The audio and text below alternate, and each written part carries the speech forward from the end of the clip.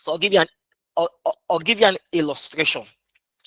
Imagine what it looks like 2 decades ago, in the early 60s, in the early 70s, how life used to be when there was no digital platform for this digital conversation. A couple of years ago, we could not have a virtual live meeting like this. But as the world evolved, now we are able to do this virtual live meeting without all of us being in the same place. That talks about the reality of the agile mechanisms, the dynamics, rapid changing environment. So think about it for a moment. A manager that is not agile inclined, a manager that is not flexible, a manager that is not relatively adaptive, and they say, no, all this virtual thing that people are talking about, I cannot do it. I am not going to agree with it. That manager or that organization will die a natural death. They will not be relevant in this present dispensation. That's the reality. And we have seen that over the years, even in big industries. So you begin to talk of BlackBerry, for instance. What happened to BlackBerry? Why don't we have BlackBerry today? How has organizations been able to evolve over the years to meet up with the changing dynamics of time and seasons? Is the ability to develop effective adaptive techniques using agile principle. Next slide. Using agile principle to be able to meet up with emerging demands. So take, for example, in previous time, demands and supply for your goods and services were relatively low. And now you have to meet up with a very high scale demand. You cannot use your manual method to achieve the results for this current dispensation. You may need to begin to think of adaptive methods. You may begin to think of automations to meet up with your expectations. And you know, now we are talking about AI, and a lot of persons are still struggling to come to terms with the reality of AI. Why? Because they're used to the traditional linear method of doing things. And one of the challenges that has affected most sectors is also if, what I call information overload.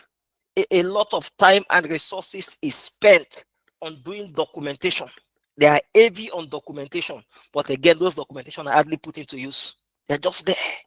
So when you go to the archive, there are a lot of things there. We are heavy on planning. We spend so much time having meetings upon meetings upon meetings. And at the end of the day, the next steps from the meetings are not clearly defined. The next step from the meetings are not well implemented. So you see us repeatedly over time talking about policy reform, talking about policy documentations and the likes, with nobody tracking the implementation, with nobody even tracking what is the effectiveness of those established policies. So if you look at in country, for instance, we have a lot of policy document. There is hardly anything you are looking for that you will not see a policy document.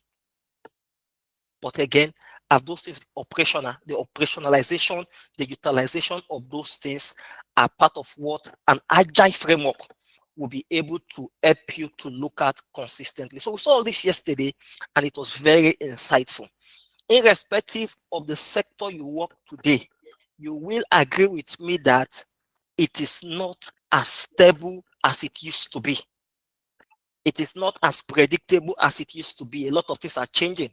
And because a lot of things are changing, there's a changing work culture, there's a changing work environment, much more than ever before. We have a multi-generational workforce. Am I right? If you agree with that statement, give me a thumbs up. We have what? A multi-generational workforce. So if we have a multi-generational workforce, the Gen Z, the Gen Z, the Gen Alpha, and the likes working together, and each of these generations have a different concept of work. Each of these generations have a different approach to work. So what will make you an outstanding leader is your ability to be able to use agile tools and techniques, even in how you relate with this multi-generation. Next slide. Even with how you relate with this multi-generation workforce that we have in our workplace and our work environment. So much more than ever before, agile has become a very essential managerial strategy and approach that everyone needs to deploy. A leadership mindset for iterative, flexible, value-driven deliverable. Very pertinent words there.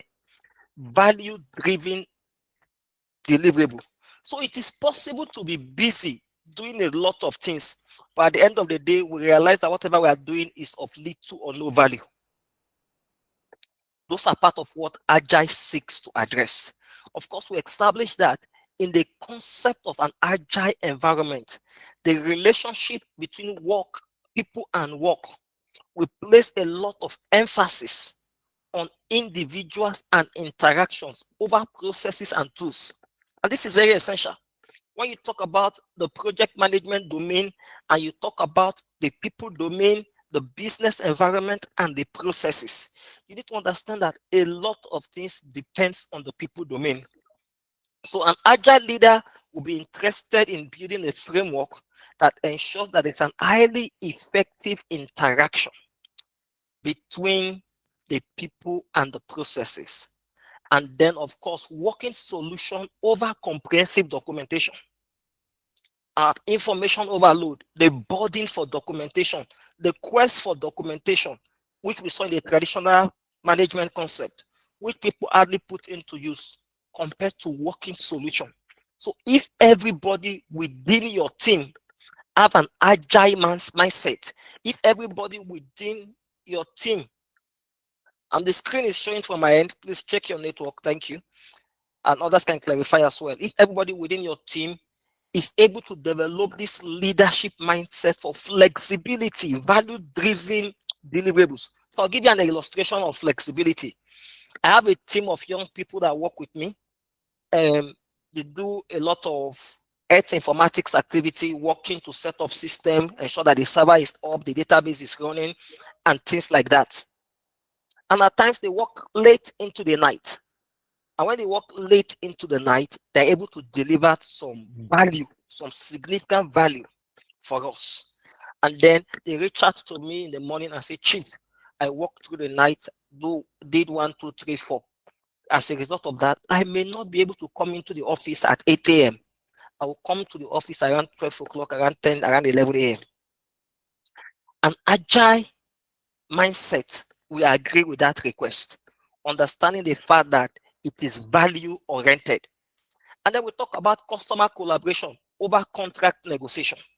How do we have shared ownership? How do we have shared vision? How do we ensure that there is mutual respect and collaboration in the work we do? That is the agile concept for you. It is customer focused. It is result oriented. It is value oriented. And of course, your ability to respond to change over following a plan. So traditionally, there's a tendency to just follow the plan, whether the plan is working or not, whether the plan is taking us to a dead end, whether the plan has become invalid or not. We just want to follow the plan. Why agile matters in volatile economy? We operate in a very volatile setting, and I've spoken a lot about this already. There is rapid shift in economic policies, which increases uncertainty for program planning. So because of the rapid shift in economic policies, which increase uncertainty for program planning, we need to have an agile approach to things we do. There is pressure for public sector digital adoption, and this demands iterative, transparent deliverables. If we meet up with that pressure, we need to ensure that there is that iterativeness in what we do. Of course, there are limited resources. So because there are limited resources in small and medium scale industry, we need to prioritize and ensure that there are low cost solutions. The role of accountability and transparency for favors short feedback cycle and clear matrix cannot be overemphasized. And that is where Agile comes in. It ensures that you're able to adapt quickly, you reduce risks, and you deliver measurable value. Next slide. So we have established the reality of the environment in which we work, and we want to ensure that we're able to deliver measurable value of core significance. We saw this yesterday, very valid manifest with respect to Agile, and which was just reflected in what I just showed. Next slide, please. So it talks about the hierarchy of priority that guides decision making, where trade-off must be made. Very essential. This core value of an agile framework is essential in meeting up with our core expectation. And yes, we talked about a key definitions I like to remind us of as we continue this journey of Scrum. Lightweight, agile framework. Talk about sprints, we talk about increment and inspect and adapt. These are cultures that are different from the traditional way of doing business that we all need to learn, we all need to practice, and we all need to become conscious of and be able to apply in our approach to work. The next slide, please. So the few slides from yesterday I have are just a reminder, quick ongoing recap, so we can sustain the thought. So I'm not dwelling much on them. I'm just highlighting them, what we have talked about previously. And I'm sure we had a good grasp of that conversation. Next slide, please. Thank you. So in your Scrum framework, we talked about how it's a tool to drive fast learning, clear accountability, and continuous improvement for government teams and entrepreneurs. And this is the meat of today's conversation. How do we use the Scrum framework to accelerate deliveries, to ensure that we're able to meet up with our established mandate in a responsive and timely manner? And we saw a bit of this in definitions yesterday. So the sprint, which focused work, window for delivering increments and testing assumptions. So because you've been able to break your work package into clear-cut sprints, you are able to continuously and progressively deliver increments per time within a specific window time frame. And then you test assumption. And that is what Scrum is all about. You don't wait for start to finish. In between your sequence of operation, you are able to clearly define clear-cut milestones that you review and you implement periodically in the entire cycle of the project. And of course, review. We talked about clear accountability, continuous improvement. There can be no continuous improvement without review. So you collect early continuous feedback from stakeholders and users, and you review each iteration, each product. You are able to review it and get early feedback and then make adjustment where necessary. So take, for example, if we are doing a digitization framework and we're unable to use the Scrum approach to accelerate delivery, and by the time you have done the whole technological work and you have built the backend framework and everything, only for you to realize that you have missed a significant step. And that step is a build up to subsequent steps. So all you have built up in the subsequent steps were built on an erroneous foundation. And as a result of that, you cannot progress further. You have to go back to the basis. That will be a significant loss, a significant waste of resources, a significant waste of time. Of course, retroact. Your ability to reflect on outcome to improve team processes and accountability. So because we are doing sprints, we're able to have a system where we reflect on each outcome. How are we working? What is working well? What is not working well? What could have worked better? And using that strategy and concept, we are able to improve team processes and accountability all through the project cycle. You are not waiting till the end of the project cycle to do your reflection. In between your project cycle, you are having consistent pause and reflect sections and you're able to redefine your strategy and your approach. Planning. You see where planning is coming in here? Unlike in the traditional waterfall approach, you set priority for the next sprint based on evidence, not assumption. Once we have finished the first sprint, we have a clear outcome. We understand the outcome. The outcome is serving the intended result. Then now we have reviewed, we have reflected. Based on our reflection, we can define the next sprint based on evidence, not assumption. And this is the pathway. This is the framework by which Scrum is able to accelerate delivery and drive fast learning, clear accountability, and continuous improvement. Let's pause for a minute and reflect. Imagine you working all through the year and there is no provision for fast learning. There is no provision for accountability. There is no provision for continuous improvement. We're just doing things for doing sake. We are taking attendance, we are hosting meetings, we are executing projects, we are engaging stakeholders for doing sake without ensuring that this Scrum framework concept is put into place. At the end of the day, very likely will not achieve our shared results. Now, Scrum roles are clearly defined. The three complementary roles that share responsibility and prevent concentration. Who owns what?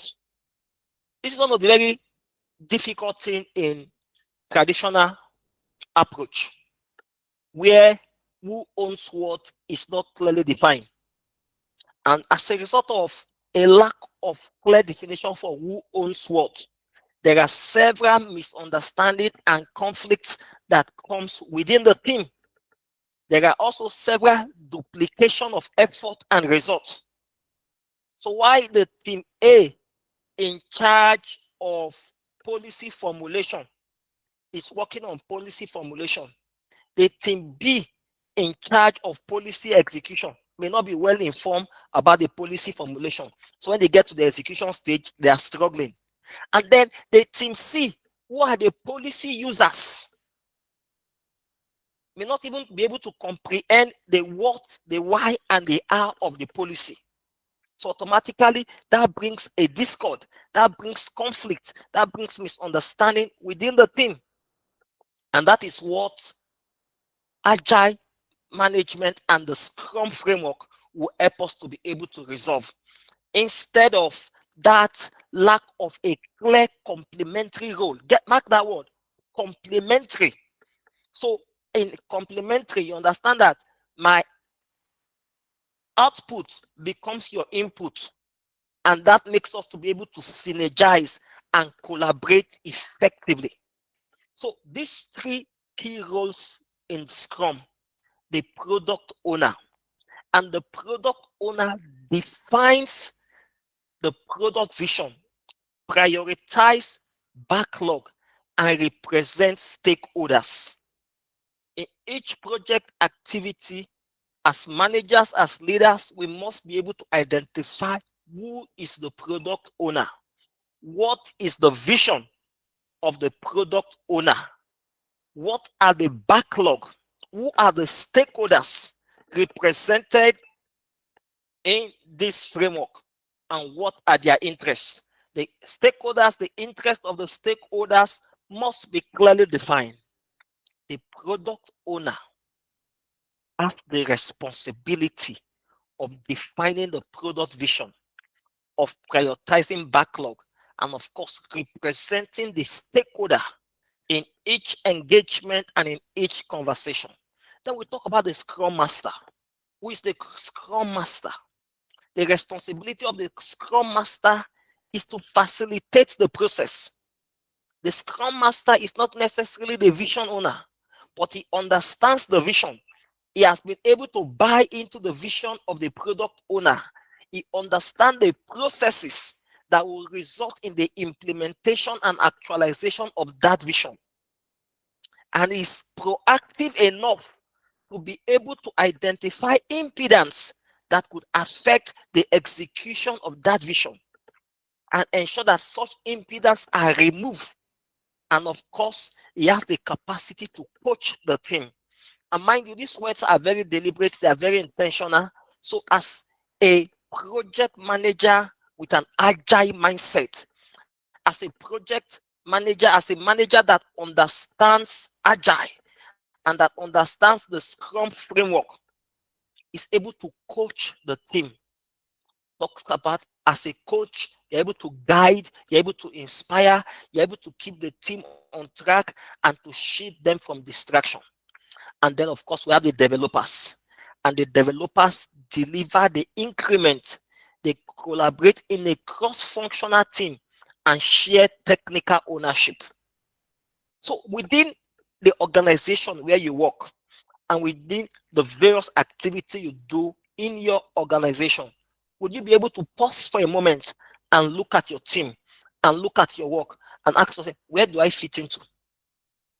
Am I part of the developer? Am I the scrum master? Am I the product owner? Or who owns what? Who is the product owner on this team? Who is the scrum master? Who is the developer? We must be able to define this. And when we have these three complementary roles clearly defined, what are we able to achieve? We are able to what? Balance team structure. And then there is shared responsibility. And when there is shared responsibility, there is no duplication of effort, there is no wastage of resources. We're able to accelerate delivery. We're able to work in a flexible and an agile environment, which is what Scrum advocates for. Next slide. So a quick deep dive further. The product owner maximizes product value. We have established that what? It defines the vision, it prioritizes backlog and engage stakeholder. And of course, in defining the vision and setting success criteria, which is fundamental to everything we do. Um, in this training today, the institute could be tagged as the product owner. They have defined the vision and the success criteria for this training. They have been able to identify the product backlog to focus on the highest value. So if this is a 2 or 3 days engagement, they have been able to define and ensure that they focus on the highest value. They have been able to establish systems and mechanisms that maximize value for users through decisions and trade-offs. So how do we ensure that everyone participating in this training has maximum value? And of course, a lot of things have happened with respect to this training prior to today. There were communications, there were engagements, there were backlogs, there were decisions that were made, there were trade-off, whether we should do virtual or do on-site, amongst others. The institution leadership could be the product owner in this context. Of course, the engaged stakeholders across teams and policy owners. For everyone to be on this call today, there must have been a lot of engagement and a lot of conversation to ensure that they're able to gather everyone together. Critical stakeholders, policy owners, getting the facilitators, getting the participants, and all the other logistics or operational processes and procedures that we have defined to ensure that this meeting is happening now gives you a clear example. In government, the product owner may be the project lead, the department head, or the policy owner. And we have used this institute as a case study to define who really a product owner is and what are the core responsibilities for the product owner. Next slide. And if you're with me, please give me a thumbs up. Are we good? Excellent. Thank you so much. Thank you so much. Thank you so much. Great. So now, want to look at this conversation as a case study and to see if you are the product owner in this environment, what would be expected of you? Digitizing permit processing, product owner in action. How the product owner can approve time and coordinate ministries to deliver an online permit workflow. So this is the product owner. This is not the developer. This is not the Scrum Master. As the product owner in this context, what do you need to do? Number one, define vision, set goal, reduce approval time from 30 days to 5 days. Clearly define. Product owner, I want to ensure that there is a seamless digitization process for permit processing. Current reality is that it takes over 30 days for people to apply online and get their permit workflow. I have set a vision for my team. We want to reduce approval time from 30 days to 5 days. What do I need to do next as the product owner? I need to be able to prioritize features. What are the basic roadmap for the actualization of this vision? Roadmap, online form, automated routing, payment, and then tracking. You have your key features clearly defined, your roadmap clearly defined. Now, for this vision to become a reality, I need a lot of stakeholder engagement. Who are the stakeholders? Who are the ministries and agencies involved that will need to align with this requirement? My third step is to engage my stakeholders. Post that, I'm able to set up my sprint feedback, where we evaluate stakeholders' feedback after each sprint and iterate as necessary. Very fundamental. Recall the framework chart that we saw in terms of Scrum. Then you deliver and you measure. Deployed workflow and monitor approval time against the 5 days target. This is the responsibility of the product owner on the team. A product owner that understands Agile framework, that understands Scrum framework, will be able to stay within the boundary of his roles and responsibility within the team to ensure that the team is able to deliver result in a collaborative manner. Next slide. Next, we look at the roles and the responsibility of the Scrum Master. As the Scrum Master on the team, what is the core expectation for the Scrum Master? We've been able to establish that the Scrum Master serves as a coach, as a facilitator, and as a protector to maximize team delivery. Very strategic, clearly defined words here. Coach team in Scrum and Agile practices. So, although the team may be a mix of professional technical experts, and I've seen that in a lot of projects, and we have persons that understand the technicality of what needs to be done, but may not be skillful in the art of doing it in an integrated, collaborative manner. Working with multiple stakeholders, working with cross-functional team to be able to achieve a shared result or a shared objective. It becomes a struggle. And that is where the Scrum Master plays a very significant role. He's able to coach the team, and of course, is able to remove blockers to maintain momentum. So as a Scrum Master on your team, for you to be able to remove blockers to maintain momentum, you must be able to identify the blockers. And the blockers could be internal or external. And you must also be able to identify your team momentum.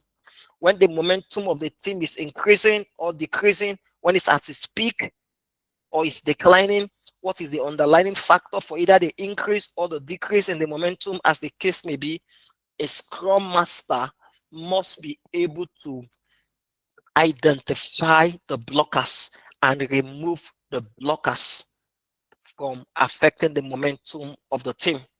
Of course, it is the responsibility of the Scrum Master to protect the team from distraction and external interruption.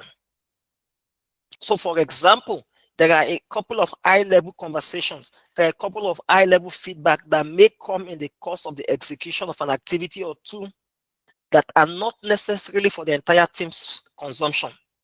So a mature, skillful, intelligent Scrum Master will filter and review and process the feedback before deciding what information should come to the team and how it should be delivered.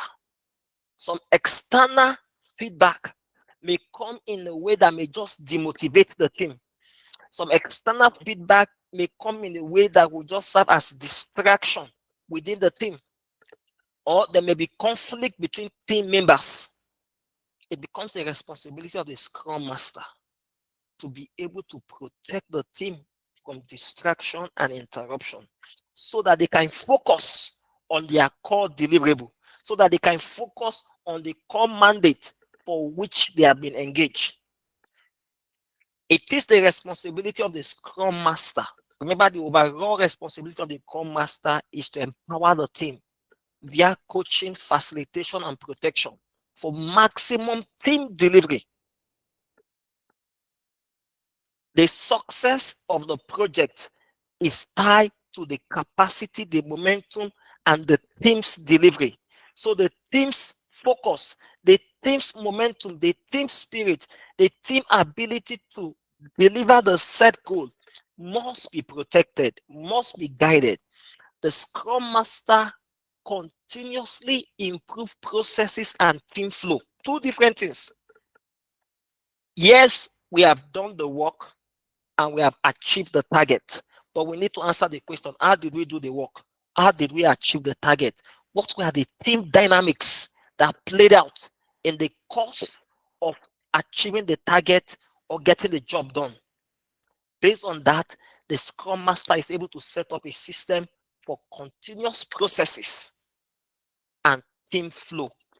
For instance, we were able to deliver within timeline, but did this delivery within expected time frame disrupt the team flow? Did it disrupt the quest for a work-life balance? Did it affect the emotional well-being or the organizational culture? We have delivered, but the quality of our delivery, did it put the brand and the image of the organization at stake?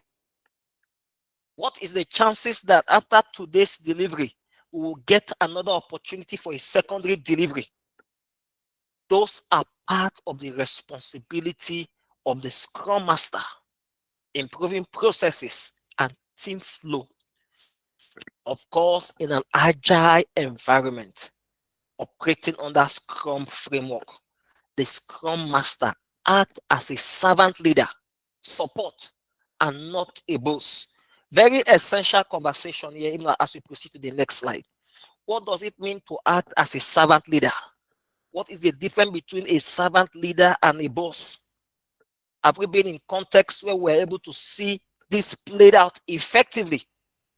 And what were the core outcome? How did it impact on our team? In the traditional African setting, even in the home front, the big title men like to be identified as the boss. It is not within our natural culture and framework to be identified as a servant leader. But studies have shown repeatedly that a servant leader is a leader that is able to carry the team collectively, that is involved in the process. So it's not the big man with the biggest chair sitting up there and waiting for feedback. No, he's involved. He's in the battlefront. He's actively in the team. They are working together. It takes full responsibility of the well-being and the welfare and the processes and the workflow and the team flow. That is servant leadership. And I'd like to emphasize just a minute that we all need to be able to objectively review our leadership competency and skills and generate quality leadership and influence the nation, influence our work environment positively using the principle of servant leadership. The developer role, very strategic part of your team. The developer or the developer team, they are the primary foot soldiers delivering value from every sprint. The core responsibility, and as Scrum applies beyond technical, these are the brainwork. They build the product. They are the foot soldier. Each spring, they're able to build the product. They are the one collaborating daily to ensure that that vision that the product owner have set in place is actualized. Of course, they ensure quality and then with their definition of done. And we saw that in yesterday's presentation. So at the end of the day, in our sprints, we are able to define done. So when we say done, we know what it means to be done. And it is not ambiguous. It's not a big buzzword. It's not known to just somebody. It's known to every member of the development team. So at the end of this sprint, when we say we are done, everybody understand and know what we mean by we have done. And they self-organize to deliver goal. This is a very fundamental conversation. If you're a leader, if you're a management within this conversation today, you need to ask yourself this question. Does your team have the capacity to self-organize to deliver goal? Or they have to wait for you to come and organize them, to come and put things in place to ensure that they are able to deliver goal? Bring it to the home front a bit. I like doing a lot of practical illustration in my conversations. As parents, when our children are infants and then they are toddlers, they need to be regulated. They need external organization to be able to deliver goals. If you tell your toddler to sit down here and you are coming, I am sure it will be very difficult for him to sit in one place for the next 5-10 minutes until you come. Am I right? If you agree with that, give me a thumbs up. If you think we are doing well, give us a thumbs up. Self-organized to deliver goal. So the toddler will not sit there. They will naturally be restless. Even the teenager, the adolescents, they will naturally be restless. They need to be organized. They need to be reminded, to be told that this is the goal. This is what we are working towards. But in an agile environment, working with a Scrum mindset, we are able to build, develop,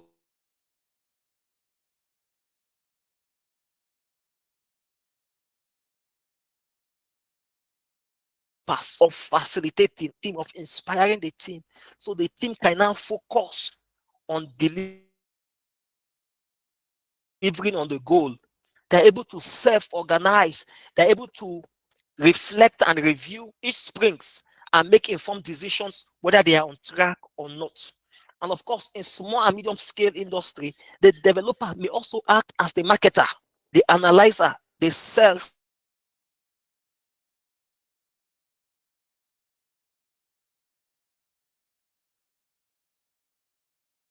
or a project within your project. What is the quality of their approach to work? How much of the vision of the product owner do they know? How committed are they to the vision of the product owner? How much of engagement do they have with the Scrum Master? Of what Scrum is not just for tech. Next slide. So very essential as we move to the next slide. Let me also explain this concept. If you look at this agile concept, you understand that while it may have taken its origin from the tech environment, it is applicable in every sector. The principles, the relevancies, the application of the principles are very essential for every sector.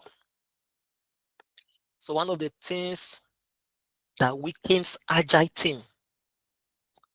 Scrum role anti-pattern, that everyone that wants to have an agile framework approach to work, that everyone using the Scrum framework to work must understand and be able to stop.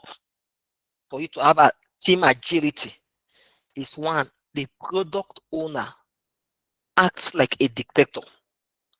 Unfortunately, in this sector, in this country, this is a major limitation. Because you are the product owner, you think you don't have all the knowledge. You think you are not the alpha and the omega. You think you have the entire, yes, you define the vision, but your developer may be able to understand the techniques for the implementation of that vision much more than you, that is the owner of the vision. Do you agree with that? Thumbs up if you do. Product owner acts like a dictator. You own the product, you own the vision, but beyond owning the product and owning the vision, the vehicle that may deliver that vision may be your developer. So when you see a product owner acting as a dictator, it needs to be recognized, it needs to be stopped, because we cannot have an agile team. We cannot have team agility in an environment where the product owner is a dictator. And then daily scrum becomes a status meeting. I worked in an environment at a point where we have a weekly status meeting. And for me, it wasn't very impressive, especially bearing in mind that I identify myself as an agile project manager.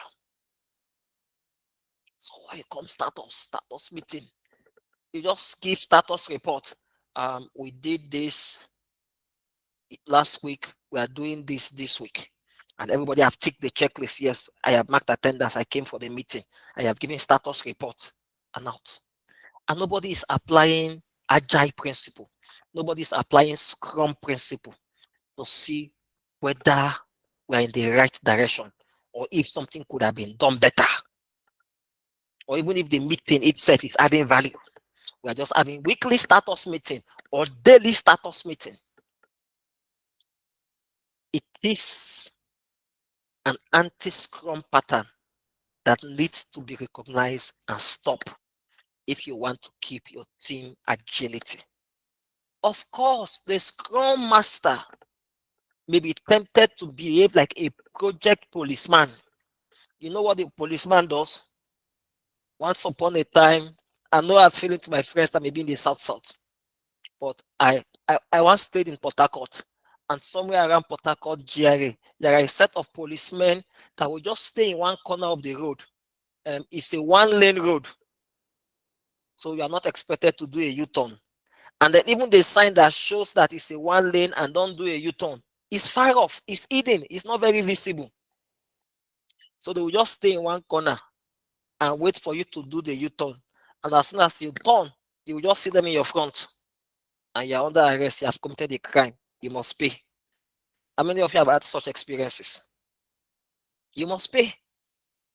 Their job on that point is not to tell you, it's not to guide you, it's not to coach you, it's not to mentor you. They're just policing you, waiting for you to commit an offense and for them to hold you accountable. A scrum master is not that. And that was why we took time extensively to define the role of the scrum master. And we were using words like coach, facilitate, protect.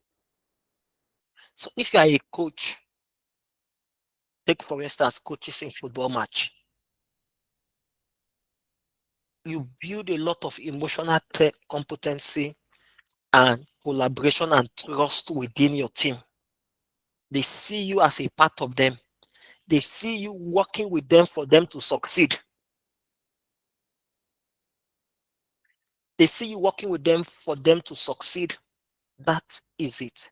So a scrum master behaving like a policeman within the project would frustrate the team agility. When developers wait for instruction instead of self-organizing, think about it for a moment. That means your team is not matured. That means your team have not grown. In recent time, when I go on leave, I tell my team member, nobody should reach out to me. Just keep doing the work. Why do I have that confidence to make such statements? Because I have coached, I have mentored, and I know that they can self-organize. I know that the vision is no longer just my vision. We've been able to transmit the vision to become a shared vision. So there is mutual ownership of the vision. There is effective collaboration within the entire stakeholders. So as a result of that, nobody is waiting for instruction. Every team member is self-organizing. So we could go 1 week, 2 weeks, and everybody have a clear picture. This is what I'm achieving for this week.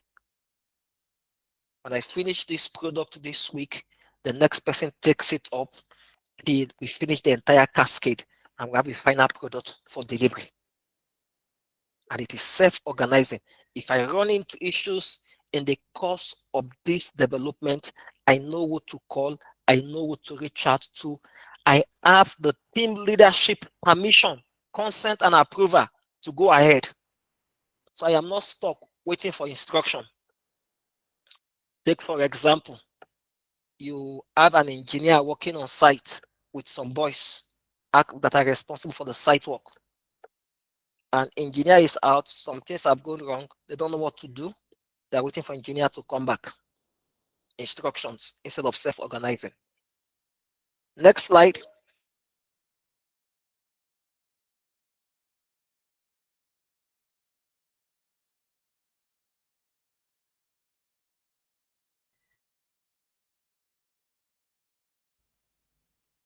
It's a bit of what we've talked about in terms of ensuring that our team are able to flow in a predictable format. You have your sprint, time boxed development cycle, providing a consistent deliverable. It's like a music. You know why do we enjoy music? We enjoy music because of the flow in the rhythms of the music. And your sprint planning provide a platform where each sprint goal is defined, the scope and the plan. And your daily scrum, just daily scrutiny to inspect progress and adapt plan. And that is the difference between your daily scrum and your status meeting. Your status meeting, just give update and next step. But in this one, you are scrutinizing and inspecting the progress. And you're able to adapt plan. If the initial plan is no longer serving, you can easily adapt it to suit the current context, to suit the current reality. And of course, your sprint review, you're able to inspect increment and gather stakeholders' feedback promptly. We're not waiting to the end of this exercise. We're not waiting to the end of this meeting to gather feedback. In the course of this presentation, I've gotten feedback a couple of times, whether we're on the same page or not. I have gotten feedback whether you are still part of this meeting or not. And let me ask for a fellow feedback. If you are still together, please give me a thumbs up. And of course, spring retrospect. You are able to reflect and improve team processes. We cannot be working and not reflecting. Whether it's in the home front, whether it's in the work front, whether it's as an institution, we must be able to pause and reflect and ask ourselves questions. It's very impressive. The new year, the year is coming to a close. The new year is coming. A lot of persons traditionally would like to make New Year resolution. But New Year resolution is not enough. If you want to make substantial and sustainable improvement or change in your life cycle and in the quality of your life, the Scrum principles are applicable to your everyday life. How do I reflect? How do I improve my team processes? So I work with a team as the year is coming to a close, we'll go on a team retreat, not just the traditional team retreat for the fun of going for a retreat or for the fun of an end of year review, but it's an objective process. And one of the culture we have built is also the culture of not waiting till the end of the year to do your review and reflection. Not waiting till the end, and which is the agile concept. So the traditional concept, people do quarterly review meeting, biannual review meeting, end of the year review meeting, annual meeting. They are beautiful. But in a dynamic work environment, we don't have the luxury of time to wait that long before we begin to do our reflect and improve team process. So if you're an agile leader and if you're a servant leader, you would also be interested in the welfare and the well-being of your team. So we have teams that are delivering process. However, the manner and the approach with which the team processes happen is not very healthy. Some people are having sleepless nights, so they are developing high blood pressure. Some people are having marital crisis because they are not available for their most significant partner. That is not the agile concept. The agile concept enables our team to achieve a holistic balance that sees the mutual welfare and well-being of everybody. Next slide. So, as we progress in our entire discussion, we must be able to look at this from this perspective and ensure that our target board focused on a short, repeatable cycle aim at hitting a clear goal each spring. What are we really doing? What do we intend to achieve? How do we intend to achieve it? That's the art of Scrum. The time-boxed iteration, delivering a usable increment and protecting the sprint goal. And of course, each sprint fits pieces together to produce a usable increment. So we have the puzzle, the pieces of the puzzle, and we want to fix them together and understand that at each phase in our quest to fix each pieces of the puzzle together, we aim to have a clear-cut increment from this sprint that serves as the basis for the next sprint. And they are time box iteration, not just ambiguous left to chance, but clearly defined. Next slide.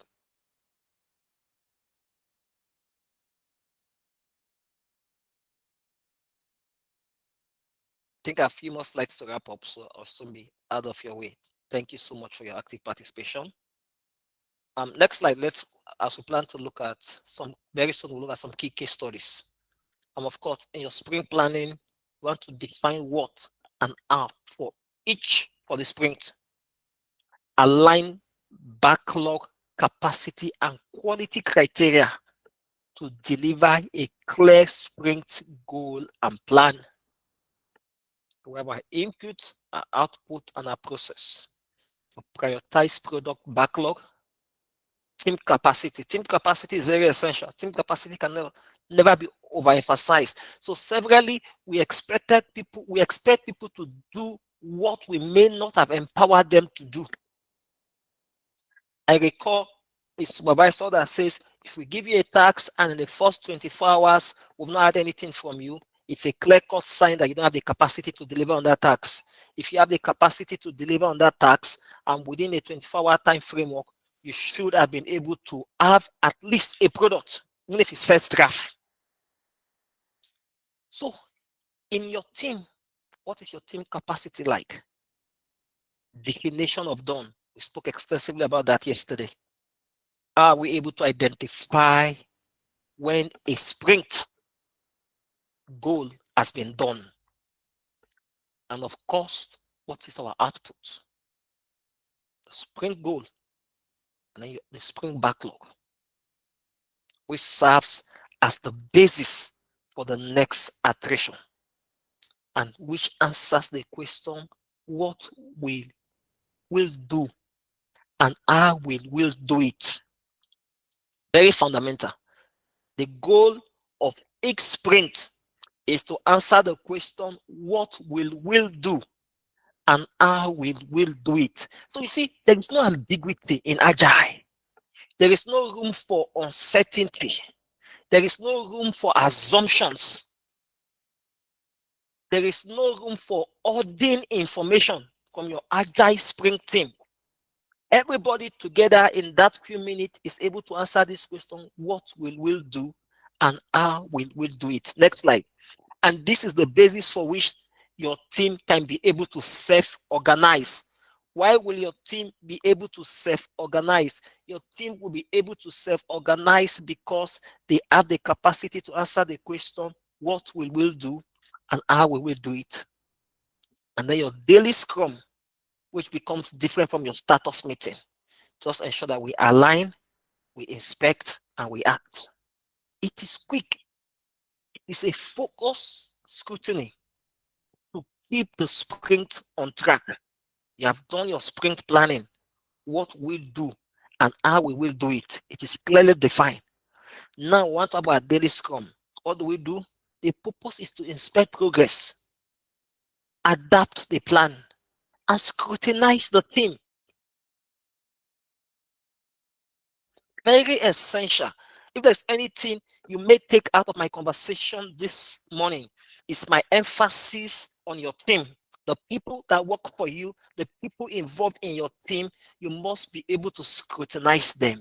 Even if they are achieving results, you should also be able to answer, how are they achieving this result?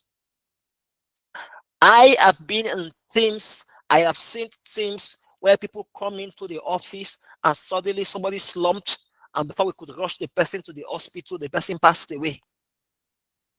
In a Scrum environment, in an Agile environment, these things matters. These things also matters to the image of your organization, the branding of the work you do. So question for reflection. What is a focus question? What did we do yesterday?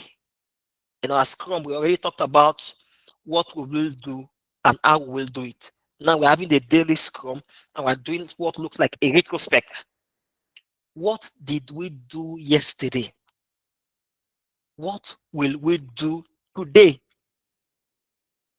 What blockers exist? What are the impediments that could stop us from doing what we intend today? Include an interactive script to encourage audience participation. And this is where your responsibility as a product owner matters a lot, as the Scrum Master matters a lot. Do you have that capacity to inspire your team for audience participation, active engagement, active listening, mutual respect, collective involvement, shared ownership? This is the characteristics of a quick daily Scrum engagement. Next slide. That aims to align, inspect, and act, hereby ensuring that the sprint that we have defined is consistently on track. And if you look at this approach, you will agree with me that this is different from our traditional status meeting. You're able to, at the end of your day, you have your sprint review, you're able to showcase feedback and backlog update. We're able to present the increment, which is the product of our Scrum, and then collect stakeholders' feedback. And based on the stakeholders' feedback, we are able to adopt product backlog and ensure that stakeholders participate during the event and not during development. Very valid. And what is the key goal from here? Demonstrate increment, gather feedback, adapt product backlog, emphasis, stakeholder engaged during the event, not during development. Next slide. And why so? So as one, to protect your team, two, to guide your team from distraction, and then three, to ensure that the product that has been clearly defined is sustained and kept. When we are doing retrospects, as the name implies, what do we aim to achieve? We want to learn, adapt, and improve. And I asked that question initially. Think about it for a moment. If we are working repeatedly and there is no room for learning, what can I learn from the work I do? How can I improve the work I have been doing over the years? Yes, I'm doing almost the same thing each year, but there is a way to do it a lot better. Quick team reflection to reinforce win, surface issues, and plan actionable improvement for the next sprint. That's what we want to see. And then, pertinent question: what went well? Celebrate success and repeatable practices. We have achieved the process, we have finished the product, we have delivered, but what went well? Was it as a result of the product owner not being a dictatorship? Was it that the Scrum Master was not a policeman? Or was it that the developer were self-organizing? Whatever went well, we'd like to know it. And we'd like to give accolades and commendations and celebrate those things that went well. What didn't go well? What didn't go as planned? What are the blockers that came? What are the root cause that we were unable to meet up with timeline? What are the root cause that we are able to meet up with NAFDAC quality standard or Standard Organization of Nigeria quality standard? Pain points. What are the pain points that affected or were responsible for why things didn't go well? Or in the middle of production, power holding on NEPAs, we traditionally call it, took the light and the production was disrupted because there was no provision for a backup plan. Why didn't he anticipate that there could be a power failure or there could be shortage in supply? What is the root cause? What to improve in the next sprint?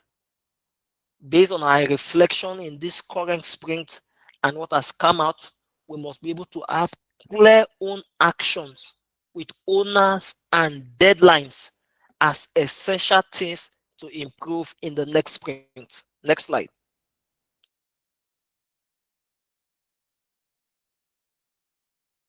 So, pause and reflect section. After action review sections are sprint retroacts that are essential for ensuring that we're able to learn, we're able to adapt, and we're able to improve. So in all you do, consistently ask yourself, how can I learn? How can I adapt? How can I improve? And of course, whether you're working virtually or on site, having practical tools and etiquettes for smooth stand-up sprint meetings is very essential. You must be able to set up systems for smooth stand-up meetings. And that is why in this context, we must commend persons that have understand these principles. Principles that will ensure that there are time blocks for everything to keep meeting focus. It bothers me a lot. I struggle with meetings. This is personally when we go for meetings and we are able to keep the meeting focus.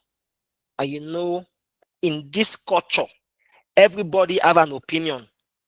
There is a saying that talk is cheap. If you agree with me, if you agree with that, give me a thumbs up. Talk is cheap. So have you been in a meeting where everybody want to talk? Everybody want to express their opinion. So as a result of that, the meeting is no longer focused. When we came to the meeting, we have missed the meat of the meeting. People now become reactive. People are now chasing shadows and leaving the substance. A Scrum environment must find a way to keep the meeting focused. How do we encourage participation? How do we encourage clear communication? What are the virtual tools that we can use to ensure that there is active engagement and shared collaboration? How do we keep the chat open for quick feedback? In the course of those meetings, for instance, our chat box has been busy. Hey, it seems the slide is not showing. My network seems to be down. We can't hear you clearly, among others. So you must be able to set up your Scrum checklist that enhances collaboration, that enhances participation. Next slide. And enhances shared ownership. The journey becomes a lot easier if we are able to ensure involvement and engagement of every member of the team. And of course, when we talk about product backlog, which is managed by the product owner, your aim is to ensure that there's an order sequence of operation. Prioritize work by value and risks. This becomes very essential. So we don't spend the best of our work hours chasing shadows. So I'll give you an illustration. For some of us, when we get into the work environment, we say, hey, please, the first 3 hours belongs to me. They're my priority activities. So you cannot come and fix a meeting. I cannot be coming to work at 8 a.m.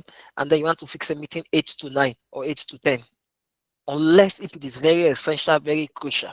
But if I have key tasks on my desk, I like to do them early in the morning.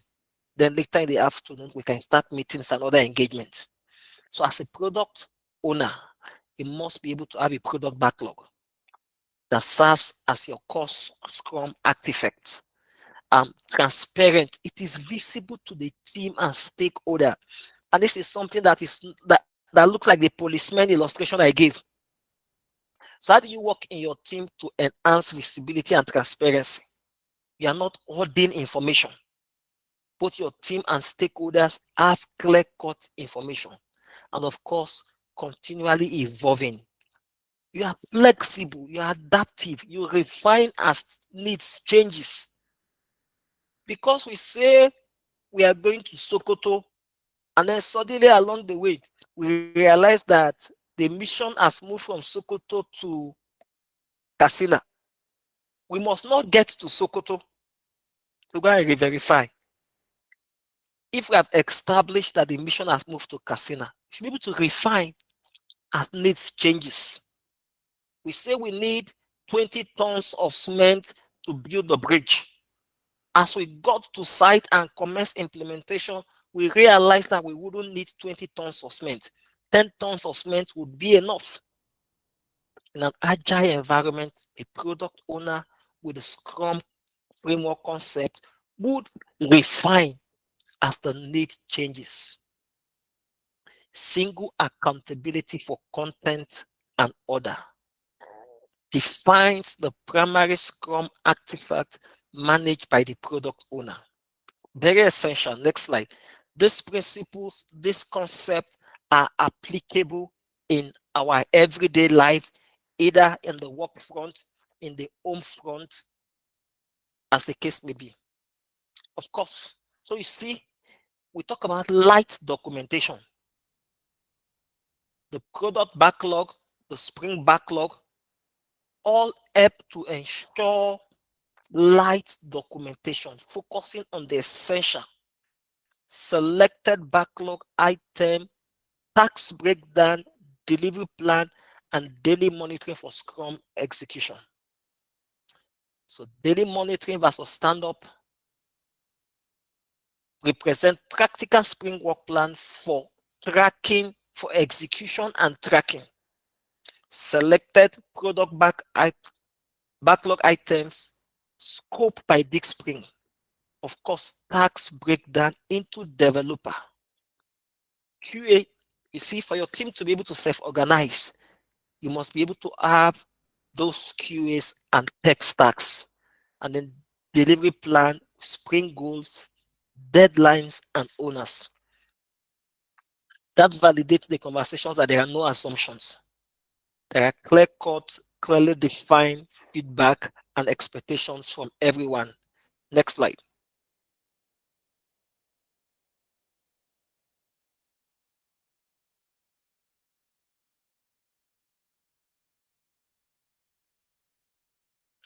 Of course, we talked extensively yesterday about definition of done. So I wouldn't dwell much on that, but clear sprint output, expectation for a usable, high quality, complete increment. Mark those words: usable, functionality delivery, integration, and user ready. High quality, complete according to definitions of done. Define sprints output expectation for each release decision. And of course, your visual green that indicate a mark stamp for accepted increment. Each increment must have been verified and accepted before we proceed to the next. Next slide.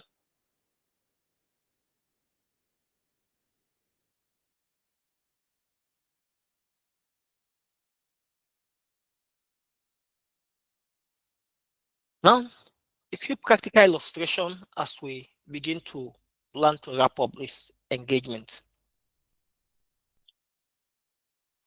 E-ticketing for road transport. And we look forward to the time and season where this will work within our sector. How do we prioritize feature for road transport authority digitized tracking rollout? So that is the project. We want to digitize road transport digital ticketing. Um, we set up the framework. Who are the users? How do we ensure the user registration? How do we secure citizen onboarding using the Scrum concept? How do we ensure route selection, selectable route and schedules? What are the payment gateway? How do we integrate the digital payment? Of course, we're now beginning to talk about admin dashboard, which serve as the operation control center for the road traffic authority. And then you analyze report and usage and performance insight. So using the entire Scrum concept we have talked about, this is a case study that we'll look at to ensure that we're able to implement this learning practically in our everyday operations. Next slide.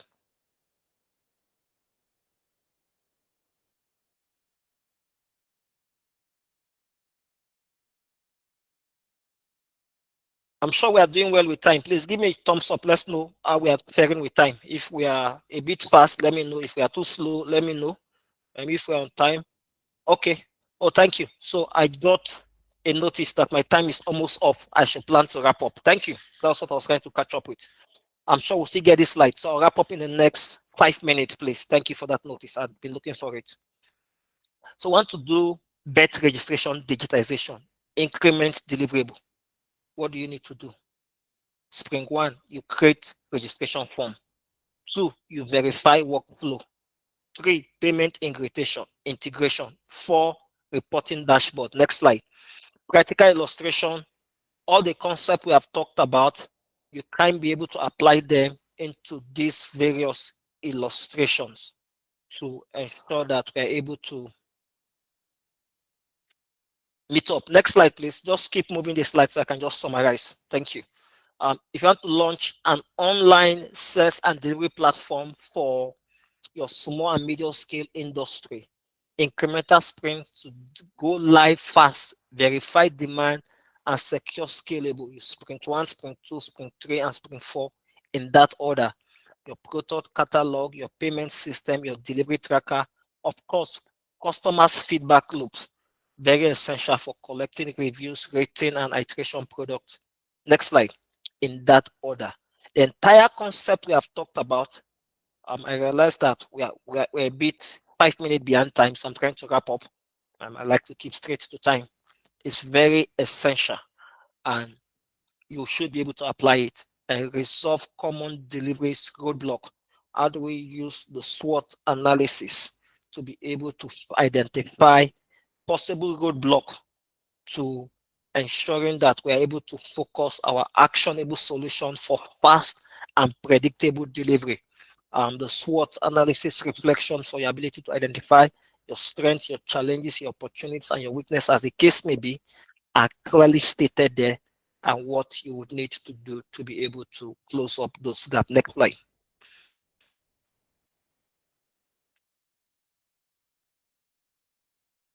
Yeah, I have two more slides and we'll be done. Um, which are just summary slides. I like to talk about them. So what's the key take home and the practical Scrum approach here? One, we talk extensively about discipline and flexibility. You must be able to build a team that is disciplined and that is flexible. You must be able to use empirical processes, inspect, adapt, and improve. And this concept is proven to fit for all sectors, including government and media scale industry. Of course, you need to prioritize value. What is more important? You need to enhance collaboration and transparency. And then it is essential to solidify main session messages. What is the key take home? Back then in English, we are taught topic sentence. What is the topic sentence for this session? Next slide.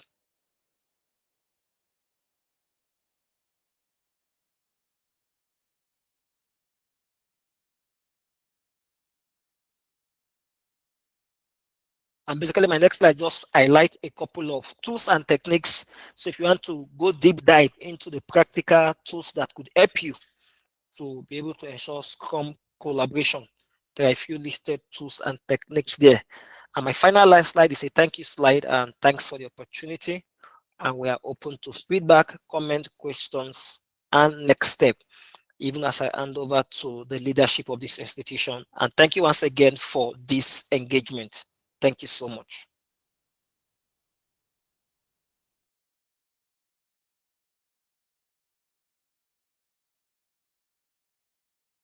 Thank you so much, Dr. Kelly, for this awesome session. It has been an amazing time.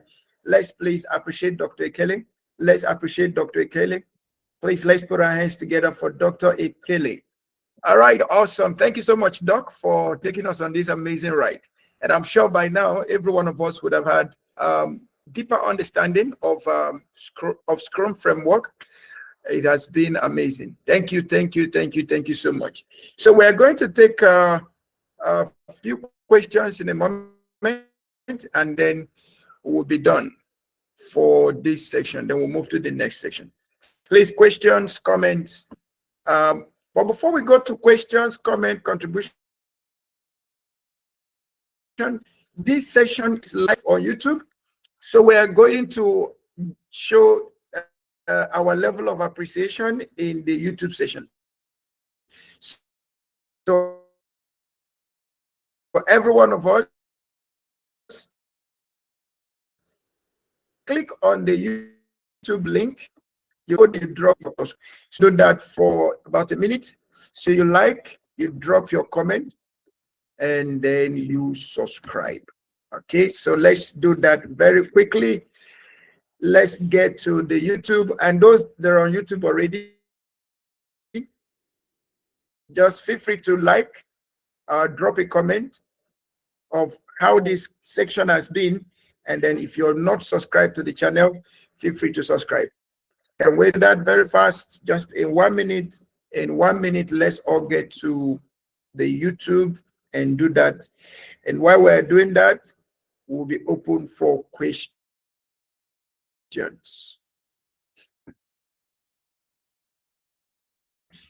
We'll be open for questions.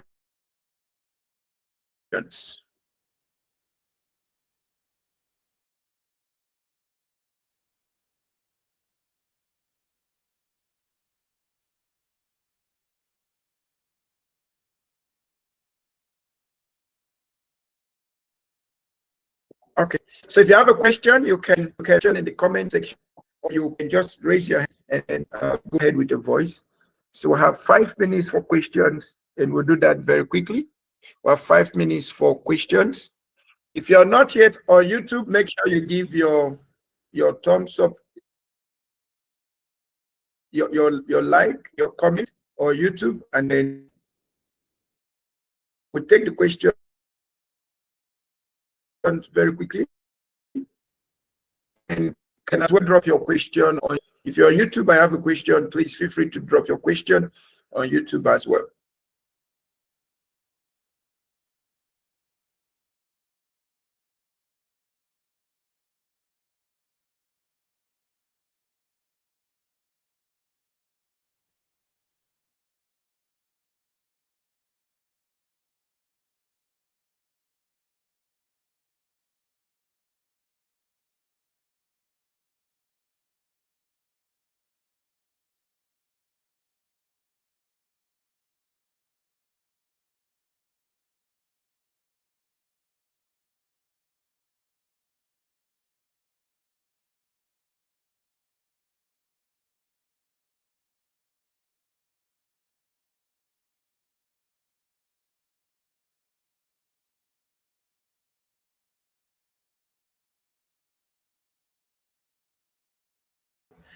Okay, can we get the questions, if any?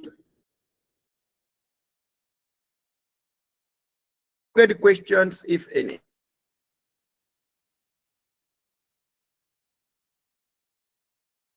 Okay, please, I will need you to confirm that you can hear me loud and clear. If you can hear me loud and clear, just type 1 in the chat room. If you can hear me loud and clear, please type 1 in the chat room.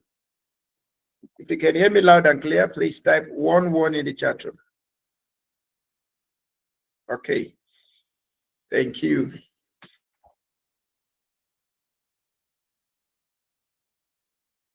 So Dr. Kelly taught very well that nobody has a question for Dr. Kelly. Okay.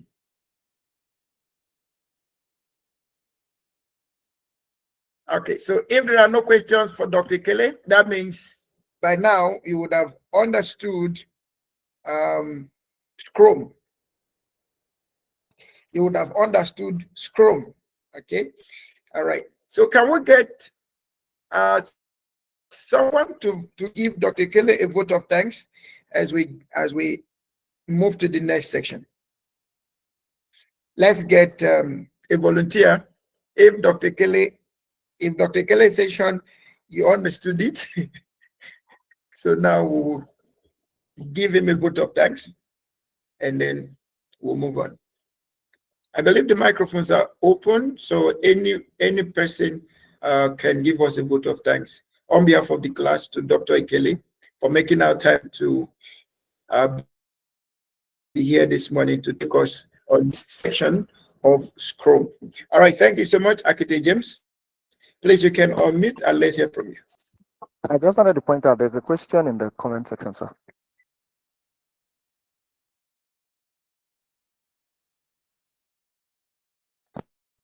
Can you hear me? There's a question in the comment section.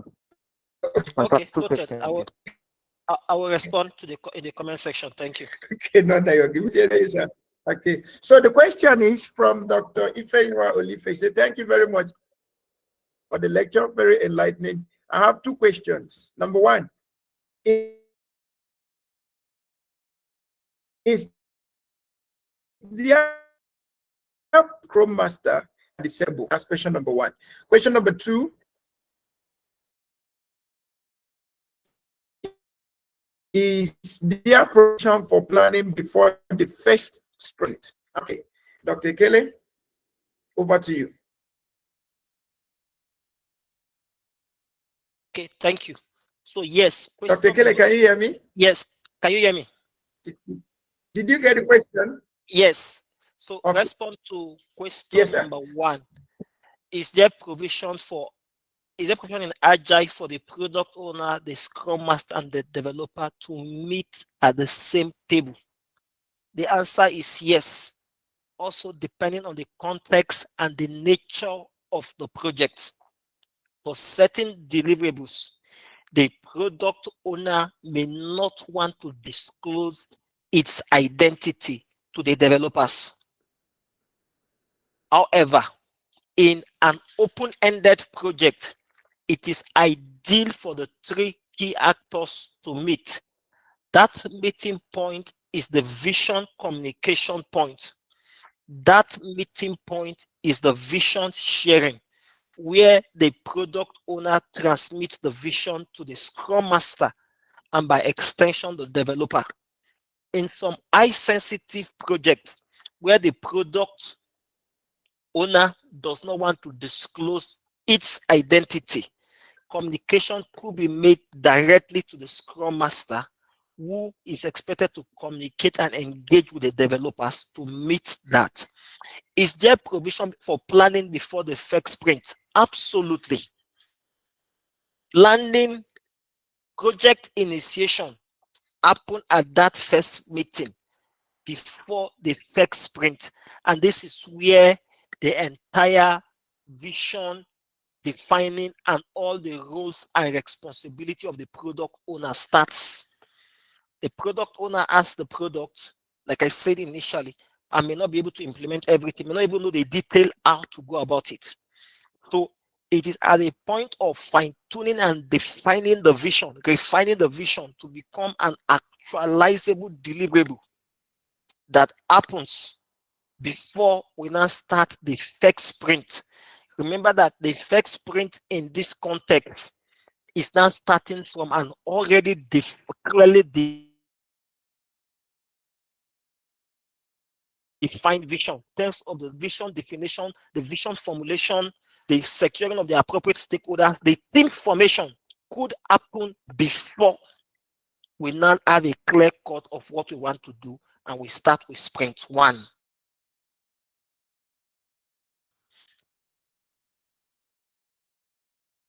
On the Scrum, why sprint accelerate deliverable? There is sprint, there is review, there is retract, and there is planning. Absolutely. And each is like a cycle. We have established how we can use Scrum to accelerate deliverable. And you have your first sprint, you implement the first sprint, you review, you retrospect, and then you plan for the next sprint in that order. So the chain of conversation and the cascade of activity continue in an organized sequence, not leaving room for assumptions. Thank you. I think those are the two questions that came.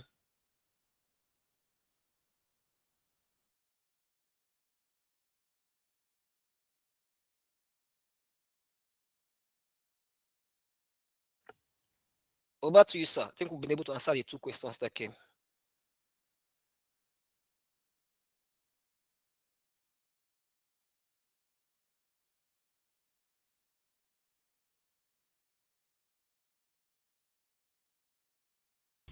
Hello, Dr. Barbanito. I think there are a few.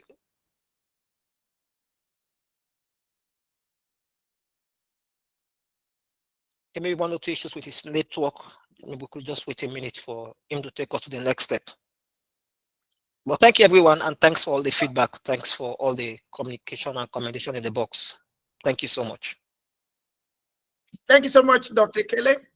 Thank you. It has been an awesome session, and thank you for that wonderful response to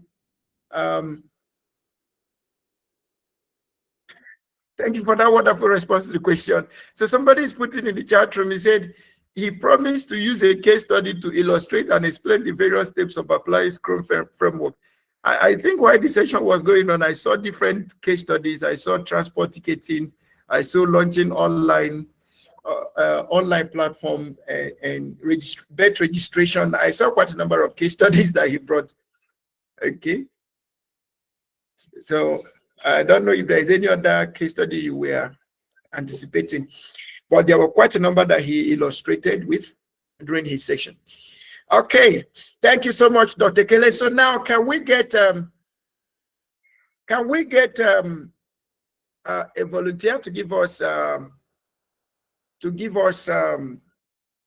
vote of thanks to Dr. Kelly as we move on? Thank you. Vote of thanks, quickly, please.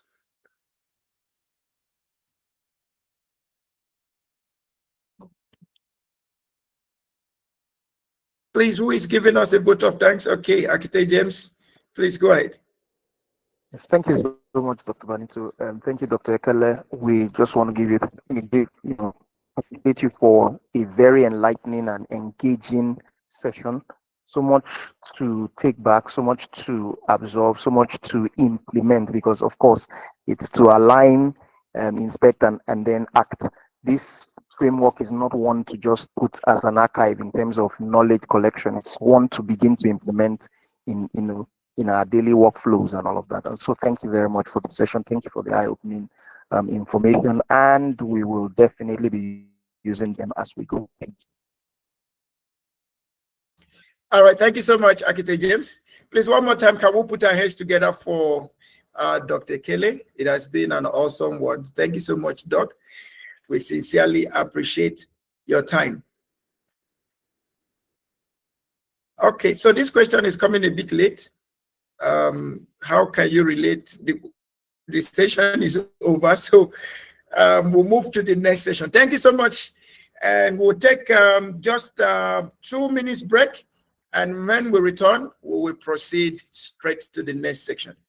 Thank you, and see you in 2 minutes. Please don't go anywhere, whether you are on YouTube or you are on Google Meet. Please make sure you stay where you are. We'll be back by 12 noon. That's 3 minutes anyway.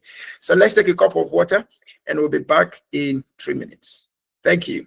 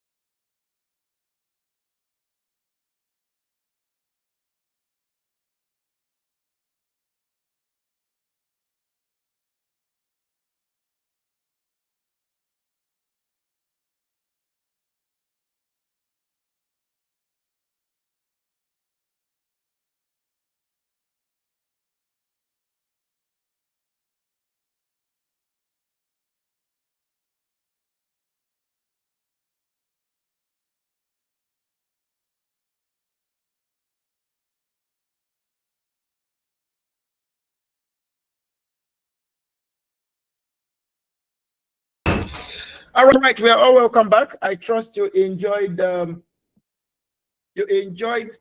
few minutes break we've just had. So welcome. One more time, I want to sincerely appreciate Dr. Kelly for taking us on that first section today on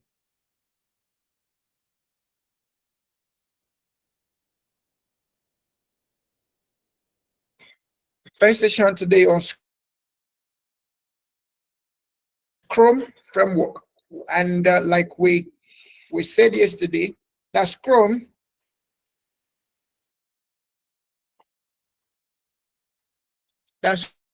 is the most used Agile framework. So if you master Scrum, or if you understand Scrum, then you will be able to, we can say to a great extent that you've been able to understand the basic tool for Agile.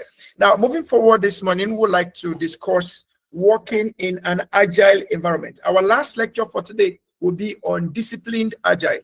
So when we run till 1 p.m., we'll go on a break. When we come back, we look at disciplined Agile, and that will be the last class for today. So the first framework we are focusing on is Scrum, and the second framework we'll be looking at is the disciplined Agile.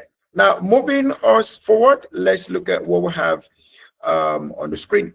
But please, before I proceed, kindly confirm that you can hear me loud and clear. If you can hear me loud and clear, kindly type 1-1 in the chat room. If you can hear me loud and clear, please type 1-1. All right. Thank you for hearing me. And I want to sincerely appreciate everyone for the decorum. Wow, I'm seeing MD Daramola in class. MD Daramola, it's been a while. I've been asking of you, where did you go to? All right, so I want to appreciate everyone for the decorum in class. There was no noise. There was no microphone muted or muted. Everybody maintained decorum. Please, can we clap for ourselves for the decorum we give to Dr. Ekele in his section? And I'm also pleading with you that you give me the same decorum, please. Okay, thank you so much. And secondly, I want to also appreciate everyone for having to sit down for this long. We know we started this section yesterday. We drove from 10 a.m. to 4 p.m. and we had a consistent attendance. And today we've had to come back. So I want to appreciate everyone for your discipline and consistency in this pre-conference workshop. So one more time, please, can you clap for yourself? Can you please clap for yourself for this discipline, for this dedication, for this focus? We appreciate your zeal towards learning. Thank you. Now, moving forward, let's look at working in an Agile environment. We started yesterday with Agile Foundation, where we basically looked at everything about Agile. And this morning, we had to bring it down to having to focus on a framework that each and every one of us need to understand, which is the Scrum framework. And I cannot thank Dr. Ekele enough for having to take the time to run through and also providing practical case studies from the public sector to the private sector to the online environment. So he provided about 3-4 case studies or 3-4 examples of how you can apply Scrum. And although not part of his slide, but I also heard him giving examples in relationship, in marriage, as part of the examples of how you can apply Scrum, which makes it homely for each and every one of us to understand. Now, should I say that because of all of that, you now have 100% understanding? I will not be too sure of that. But what I can say is that with consistent practice, we'll begin to understand more of some of the things we are saying. And I will also want to say that when we learn and we don't find opportunity to practice, it can easily evaporate. And then we get to become people who are certified, and the skills and the behaviors get to be absent.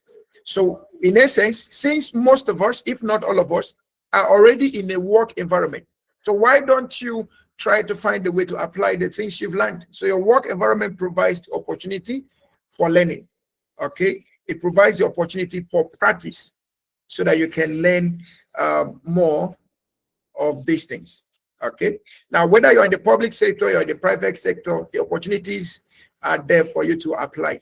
Okay, right from all the case studies. Yesterday we looked at Lagos State Environmental Sanitation Agency as a case study, how they applied Agile and how it enhanced their operations. Okay, and today we've had multiple case studies differently that have been used. Okay, and there are other case studies that we can always try a bit here and try a bit there to be able to find relevance of the discussions we're having. For example, if you remember NIMC, National Identity Management Commission, when they started out, okay, some of us had to wait. You have to wait for ages before you could lay hold on your ID card. Okay, but now with NIMC's web app, with your app, you can do all your registrations and everything, and then from the same app you can print your ID card. Instead of waiting for them, you can print your ID card and start using it, and it's fully digitalized. Okay, so there are a number of agile approaches, especially in the Nigerian government currently. There are a whole lot of processes that have been optimized using agile processes. For example, if you go to CAC, Corporate Affairs Commission, we'll also see how they've used agile to reduce the high rate of waiting before you could get your name approval, get your registrations done. So with the introduction of digitization, majorly the use of artificial intelligence, they are able to get their registration process, their confirmation processes, verification process fully optimized. Okay, and then you look at the Nigerian Revenue Service, how they were also able to use the task promise as an agile way of task documentation and all of that. So there are a whole lot of digitalization process going on in Nigeria, from the national perspective to the MSMEs. What each and every one of us need to do, from building the mindset to then being able to master the tools that will help us get better in this economy that is already agile. Okay, the economy that is already agile. Okay, and I sincerely believe, let me make a little digression. I sincerely believe that with the little reshuffling that the government is having in the bid to tackle insecurity, they will also be able to adopt agile approaches in a bid to silence insecurity permanently in Nigeria. We are seeing what they are doing, and we pray that they do more in order to get Nigerians to safety. Now, that being said, now let's look at how do we work in an agile environment. The last question that was asked in Dr. Kelly's session was how does agile apply in the HR? So that question goes back to the person that asked the question. Go back and look at the principles of agile, look at the values of agile, look at Scrum, and then ask yourself the question of how do you apply it? When we started the class yesterday, we said irrespective of your profession, irrespective of your discipline, the most important thing is to understand the principles, the values, the frameworks, the methodologies, and then find a customization approach to fit them into your own discipline. Okay, fit them into your own discipline. All right. So you've given yourself an assignment, and we'll trust by the car will come for the conference. If I say physically, then you have to explain to me how you were able to apply such. Okay. Now, mentioning of the conference, please let's be reminded that the conference physically will be holding tomorrow at National Committee of Vice Chancellors, Wuse 2, Abuja. Okay, with pass the information on the chat room. National Committee of Vice Chancellors, Wuse 2, Abuja. Should I give you a description? So when you get to Barnes Junction, instead of going to Barnes, you take the other opposite road. Instead of going to Barnes, you take the road opposite to Barnes. And by the time you take that route, the first road, the first street by the right, if you are coming from Secretariat, the first street by the right, immediately you enter the road, you count, the street is the Parochial Crescent, so the number 4. Okay, you find it there, just around there. And if you're coming, if you're not coming from Secretariat, if you're coming from opposite Secretariat, okay, so if you take, that means you take your left, you turn at First Forties Hotel, and opposite First Forties is the road to Parochial Crescent. Okay. All right. So tomorrow we'll be having the induction, the conference finalization, and then the membership inductions. In case you are yet to pay for induction, you are encouraged to do so. And in case you're yet to pay for your certification fees,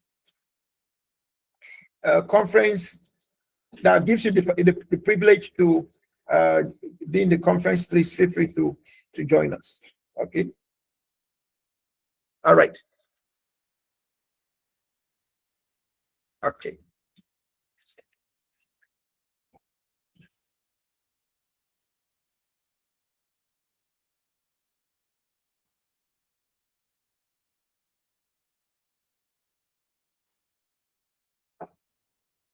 And don't forget, when you're coming, don't come empty. Come with at least a bottle of wine that you will share with somebody. Okay. All right. And Dr. Kelly, yes, sir, you can share your Dr. Kelly can share his details for contacts. You can follow him on LinkedIn. For those of us that are on LinkedIn, please feel free to follow Dr. Kelly on LinkedIn. And if Dr. Kelly has a chance tomorrow, if his time permits him, I'm sure he will be glad to join us in the conference tomorrow, if his time permits him. If his time permits him, I will do a follow-up and find if his time will permit him. All right. Okay. Now let's move on to working in an agile environment. Please confirm that you can see my screen. If you can see my screen, please type 1 in the chat room. Yes, Dr. Clay has dropped his LinkedIn profile. If you're not in Abuja, for people like MD Daramola, please, you can join us online. Okay. Okay, somebody's asking how much is the induction fee? Okay, so I have 3 levels of membership for induction. So if you're getting inducted as an associate, that would be 150,000. If you're getting inducted as a full member, that's 200,000. And if you're getting inducted as a fellow, that's 300,000. All right. Okay. Thank you so much for seeing my screen. Now, remember that we are looking at working in an agile environment. Working in an agile environment. The learning objectives, by the end of this training module, you will have the knowledge and tools to thrive in an agile environment. So we will further deepen our knowledge of the agile mindset. We'll look at the daily practices. We'll look at continuous improvement, effective communication, collaboration, and adaptation. What does working agile mean? What does working agile mean? More than just a process, we have fundamental mind shift, moving beyond frameworks to a new way of thinking about work, value, and collaboration. Yesterday, we kept talking about this. Then it's about embracing uncertainty. Embracing uncertainty, viewing change not as a disruption, but as an opportunity to deliver better value. And then we have continuous value delivery. We kept saying that Agile, one of the key characteristics of Agile is iteration, continuous delivery, focusing on outcomes over outputs and delivering working solutions frequently And yesterday we talked about the minimum viable product. Okay, your sprint should be able to give you a minimum viable product that will serve as a backlog for the next product that you'll be developing, or the next version of the product that you'll be developing. All right. So the core shift here is from command to control, from command and control to collaboration. All right. From command and control to collaboration, to embracing new ways of thinking about work, value, and collaboration, from command and control to embracing uncertainty, from command and control to continuous value delivery. Now, a little bit dive into the agile mindset. Yesterday, we emphasized that the agile mindset is the foundation for any form of success using the agile methodology or the agile frameworks. So success in agile isn't just about following the process. It requires cultivating these 8 core mindsets. The 8 core mindset. Number 1, the growth mindset. Number 2, collaboration mindset. Number 3, customer centricity. Number 4, continuous improvement. Number 5, respect and psychological safety. Next, experimentation. The next following it, incremental and iterative. And they'll have outcomes over output. Now, if you remember yesterday, I said that when you embrace the agile mindset, you will not find it difficult to forgive people. You will not hold people to mind, because by agile mindset, you will definitely know that human beings are dynamic in their own state. Continuous change in behavior is a proof that you're a living being. Okay, continuous change in behavior. Okay, so we have people moving from positive behaviors to negative behaviors, and we have those moving from negative behaviors to positive behaviors until we're able to establish patterns of behavior. You can say, when the situation is like this, this person behaves this way. And when the situation is like that, she behaves that way. Okay. But whatever mindset you want to build, the mindset of agile is that, number 1, you must think growth always. You must think progress always. You must be willing to collaborate. Okay, you must be willing to. If I tell you that, even as it were, we often place God and devil. We are taught about God and devil. So naturally, we believe that God and devil are 2 separate beings. Okay, and they don't work together. Okay, what if I tell you that actually they work together? Okay, and I will give you an example to prove that they work together. You remember the story of Job? That, in case you don't know the story, I will tell you the story of Job. So Job was considered a righteous man. And one day it was said that there was a meeting. And the sons of God gathered. And then the devil also came to the meeting. And while the meeting was holding on, God cited the devil, and he asked the devil, have you ever noticed my servant Job? And the devil and God began to have collaboration on the matters of Job. And devil said to God, he said, is it not because you've blessed him and you've put a hedge around him, that's why he can do anything you want him to do? And then God and the devil had to reach an agreement. Devil said, if you can remove the hedge, let me try him and then see if he will not curse it to your face. And God said, okay, I'm going to remove the hedge, but make sure you don't touch his soul. And then the devil was given that permission. So there was a collaboration even between God and the devil. So if God and devil can collaborate on a matter as this, who are we that we can't collaborate with others? You know, the understanding of human behavior is key to collaboration. Understanding of human behavior. If you can understand human behavior, then you can collaborate with anybody, including mad people. Okay, including mad people. And of course, in emotional intelligence, they will tell you that every day, man is prone to 1 to 5 minutes of madness every day. Okay, 1 to 5 minutes of madness. So that 1 to 5 minutes of madness could be the time you're meeting the person. How will you accept that madness? We must be open towards others so that we can collaborate effectively. And remember, one of the things I said is when you see somebody for the first time, one of your major assignment is to observe the person so as to understand the person's behavior. If you can understand the person's behavior and you're able to place it under a pattern, then you will be able to understand what are the triggers that can get the person on a mood that you don't want and a mood that you want. That simple act is called emotional intelligence. So when you meet people, your assignment is not to open a discussion and keep talking. Your assignment is to open a discussion that will help you observe and understand the person's behavioral pattern. Okay, and then with that, you will notice that there is no person on earth you can't work with. You know, there are some of us that say, that person, I can't work with him. I can't work with her.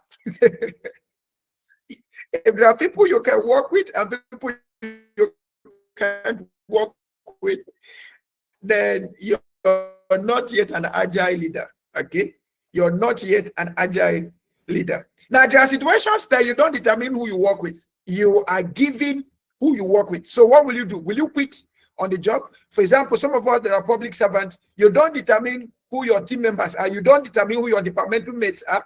You don't determine who they recruit alongside with you.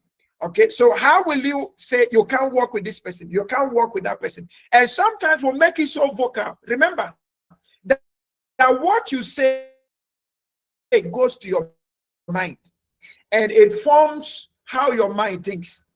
Okay, should I tell you something? The things we say, the things we see, the things we hear, they form the data that enter our brain. And that data end up shaping our perspectives, shaping our perceptions, shaping our behavior, our acts and inactions. Okay, so you must be open to collaboration. Okay, you must be open to collaboration. If you get what I just said now, just type 22 in the chat room. Type 22 in the chat room. If you get the angle of collaboration, type 22 in the chat room. Whether you like it or yes, your assignment is to make up your mind that yes, you must collaborate with anybody at all. You must be willing to work with anybody at all. Okay, all right, thank you so much. Now let's move on. Now the next one there is customer centricity. Remember that in Agile, the focus is customer first, citizens first, clients first. And one of the principles of Agile is that you need to continuously collaborate with the customers in terms of getting feedback and shaping and reshaping the ideas and thoughts, the products in process, so as to get the right quality by the end of it. So customer centricity, you are not the one using your product. Okay, you're not you're not the one using. Nobody ever develops a product for sale and then goes and hide manufacturing any product. The essence of developing any service is to serve the customers. And remember, when you are into product development, there is what we call value proposition. So let's make it simple. What is value proposition? Value proposition is identifying the pain points, identifying the problems of the customer, and then creating a value system that will solve the problem or the problems. A value proposition is that you've been able to, maybe through research, observations, questionnaires, surveys, market research, you've been able to identify the problems, the pain points, the issues that customers, that clients, that the market is facing, and then you sit back to develop solutions or develop values that will solve those problems. So when you present your value to the person, you're proposing to the person, identifying his problem, showcasing his problem to him, and then showcasing the solutions you are going to adopt in solving the problem. If you do a good work in a value proposition, or perhaps if you do a good work in research, market research, or product research, or service research, if you do a good work in your product, service, or market research, then you will do a good work in value proposition. And what this means is your value proposition is purely customer-centered. You want to let him see enough of his problem that he has no option to say, come and help me solve it. So Agile believes that you should put customers first. Put customers first. Okay. On Sunday, I saw a lady, she's selling women, ladies things, okay, and she has eyelashes. She said she has eyelashes for sale, and she was wearing an eyeglass. And I asked him, I said, please remove your eyeglass, I want to see your face. And she removed the eyeglass, and I said, why are you not wearing eyelashes? And she smiled. I said, if I can't see how the eyelashes look on you, how can you convince me to buy the eyelashes for my wife? And that is value proposition for you. If you cannot buy it, then you're not permitted to sell it. If you cannot invest in that idea, then you're not permitted to go to the stakeholder to talk about it. If you cannot stand for that idea, then you're not permitted to even give birth to it. Because this is one of the problems that most of us have with our ideas. Some of us rush into ideas. 2-3 months down the line, you're looking for that idea. You've borrowed money to start a business. You've borrowed money to start a project. But because you are not convinced, you only went with what we call inertia. You went with the law of inertia. Something moved you. And by the time you got there, you found out that there is no conviction on that. Many businesses have gone into debt because of just moving by inertia. They didn't get enough conviction. Your conviction is based on your research. Your conviction is based on what is the problem and how are we solving it. If you're convinced that there is enough problem that can sustain you, then I guarantee you will have enough customers to serve. And should I tell you something? For those of us that did human resource management, we discussed about organizational behavior and also discussed about human behavior. Let me tell you something. Human behavior is dynamic. What does this mean? When you go to a customer, when you go for research as to understand customer needs, what you are looking for is not symptoms. What you're looking for is not wants. What you are looking for is needs. Customers barely have enough to look out for wants. But if it is a need, they will venture into it. So when you're on your market research, until your market research proves that until your data can prove that what you're looking for is a need, or what you have is a need to the customer, you are not customer-centric yet. Maybe you're trying to play by events and incidents that can trigger sales, but not sustainable sales, okay, and not for sustainability in business. Of course, yesterday we said as an agile person, sustainability should be your key, one of your key watchwords. All right. Okay. So customer centricity is a foundation, a core foundational pillar to agile success. Okay, so if you understood that, if you understood customer centricity with the little things I've discussed, please can you type 55 in the chat room? If you understood that, just type 55 in the chat room. Now the next thing there is the continuous improvement. If you understood customer centricity, type 55 in the chat room. Okay, for those of us on YouTube, also type 55 in the comment section so that I can see that you are with me. Okay, type 55 in the chat room. Those of us on YouTube, just type 55 in the chat room so that I know you're with me. All right, thank you. Now the next one there is the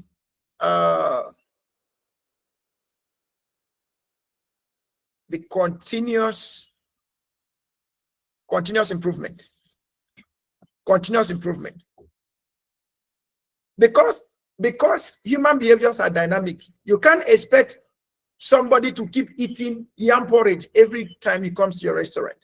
That he ate yam porridge yesterday does not mean he wants to eat yam porridge today. Even if he ate yam porridge yesterday, today he wants to eat another version of yam porridge. So you must continuously enhance your processes so as to make your product more enhanced. What is the essence of iPhone 12 when there is iPhone 11? What's the essence of 13 when there is 12? What's the essence of 14 when there is 13? What's the essence of 15 when there is 14? Because there must be continuous improvement. Human behavior is dynamic. Please, can you type that in the chat room? Human behavior is dynamic. Behavior is dynamic. And for that purpose, we must keep on improving on our products. Can I get that comment in the chat room? Human behavior is dynamic. Human behavior is dynamic. Human behavior is dynamic. Human behavior is dynamic. Okay. So even your wife and your husband, okay, your wife you meet during her period is not the same person you meet during her off period. The wife you meet during pregnancy is not the wife you meet in time. Okay, now listen to this. The husband you meet when he is flowing in money, and the husband you meet when there is no money, and you're telling him you want to make your hair. God. If you're not careful, he will use his teeth and make that hair for you. Okay, so human behaviors are dynamic. If we understand that, then adaptation, adapting, getting flexible, and also keeping check of our emotions become a necessity. All right. Okay, so I'm seeing it up. If there are any questions, I will take them immediately after this section. Thank you so much for understanding that. So look at your product and ask yourself the question: what can we improve? Look, every product, every selling product today, look at them, they're always improving. From Coke to Coke Diet to zero sugar to just name it. I drank Coke, they say it's zero sugar. After drinking it, I asked myself, is this really zero sugar? Because it seemed like the sugar in that one, it was sweeter than the one that they said there was sugar in it. So I was wondering, but do you notice something? Most of the people that love Coke and they are running away from diabetes, they will go and buy the one called zero sugar. What are they doing? Continuous improvement. You see Fanta, you see Sprite, you see what you call the other one? One company, Fanta, Sprite, Coke Zero, Coke Light, Coke Zero Sugar, Coke, all manner of Coke things. What are they doing? They want you to get interested by all means. They want to touch an aspect of your emotion that must buy. And of course, you understand that sales happen by emotions. Hope you know. Sales happen by emotion. So if in your marketing and in your agile principles, you don't master the art of emotional intelligence, you could be asking what is wrong. Then you will go on fasting, and when you come back, matter will still remain as it is. The next one is respect and psychological safety. Everyone must be well respected. Dr. Keller gave an example today. He's talking about an agile leader. He says sometimes he gets himself in projects with young people, and sometimes they have to work late into the night. And the next day they will have to call and say, because we did this, in order to deliver that, won't be able to come in by 8, or maybe we'll come in by 9 or 10. As an agile leader, you should understand that. Respect their psychological safety, because some organizations is like they are designed to drive people mad. Some organizations, their design is to drive people mad. Okay. During the human resource management course, Dr. Ifoma gave her a case of a lady who resigned from her job. He said she wants to maintain her mental health. She wants to keep mental health. Okay. In the name of we are driving performance, we are driving targets. Then you want to drive people mad. Okay. Even in our educational systems, it's like unless you're mad, you are not permitted to succeed. But in the agile environment, you're meant to respect and ensure psychological safety. And how do you do that? The primary thing is understand what is your performance matrix. What are your KPIs? What are the targets? What are the goals? What do you call, what is the definition of done? If you give somebody a job and say, this is the definition of done, and the person has gotten that done, do you need to keep asking him, why did you finish it early? Stay in this office till 4 p.m. No, it shouldn't be so. The next one is experimentation. In Agile, innovation is key. Agile always leads to innovation. So with that, we experiment a lot. Okay, we experiment a lot, and then we'll have that Agile is incremental and iterative. We don't expect to have all features in one piece, but we continuously add functions, add features as we have newer versions of the product. Yesterday, I kept using Corolla as a case study. Okay, I kept using Corolla as a case study. Now, let me even ask you, in your career, how agile are you? I often ask people, when was the last time you went for a course? If they bring out your CV, can they look at it and say, this person has maintained consistent learning? And I've always said, it is learning that took you to where you are. It is learning that would take you to where you want to get to. So if you bring out your CV now, look at it. How agile have you been? How have you continuously added to your skills? New skills enhanced on your old skills? How have you continuously added to your knowledge? How have you continuously added to your competency? So for everyone in this class, I congratulate you for adding new skills, new competencies, new knowledge. And about, if you look at your CV right now or your profile, are you really at a good pace that should have taken you where you want to get to? That is a good question each and every one of us need to. When was the last time you read at least a book that can help you align your mindset to new realities? Many of us have budget for clothes, budget for foods, budget for any other thing, budget for land, budget for rent, budget for school fees, but we never have budget for personal development. Your shelf is made up of, your bookshelf is made up of your primary school book, the one that your father and your mother bought for you, and then is made up of your university books, the topics that you loved so much, so you bought those books and you kept them there, and then the rest are bulletins you collect either from church or mosque and then compile with newspaper. Do you continuously add to your growth?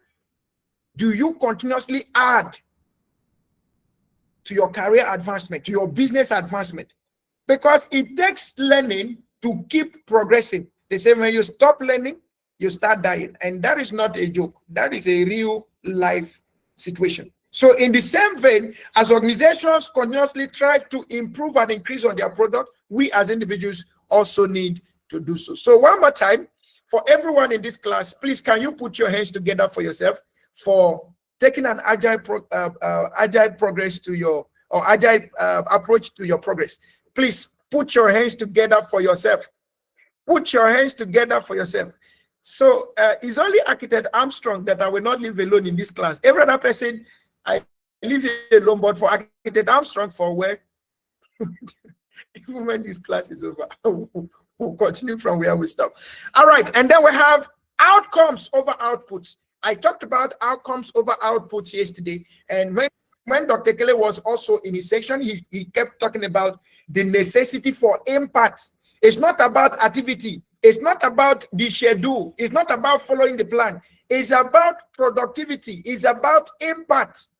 Okay, so we need to put that into perspective. All right. So even if I did not close this class, or even if I did not finish this class by 1, we can all go by 1. The growth mindset in practice is not just about what you believe, it's about how you act when faced with daily work situations. Yes, because many of us, what we believe is different from how we act. Okay, for example, many of us believe that we are people of integrity. My friend told me something. He said, when you will know that a man is a person is a person of integrity, whether man or woman, when there is money involved, when there is yes, permit me to use the word, when there is sex involved, and mention the other third thing. Okay, there are three things he mentioned: money, sex, and another thing he mentioned. And I've come to realize that one of the things that changes human behavior so fast is money. Somebody changed job. He changed from one job or from one company to another, the same job anyway, from one company to another. He said it was after he had left that he discovered that the salary difference was 1,500 naira. So he changed job because of 1,500 naira.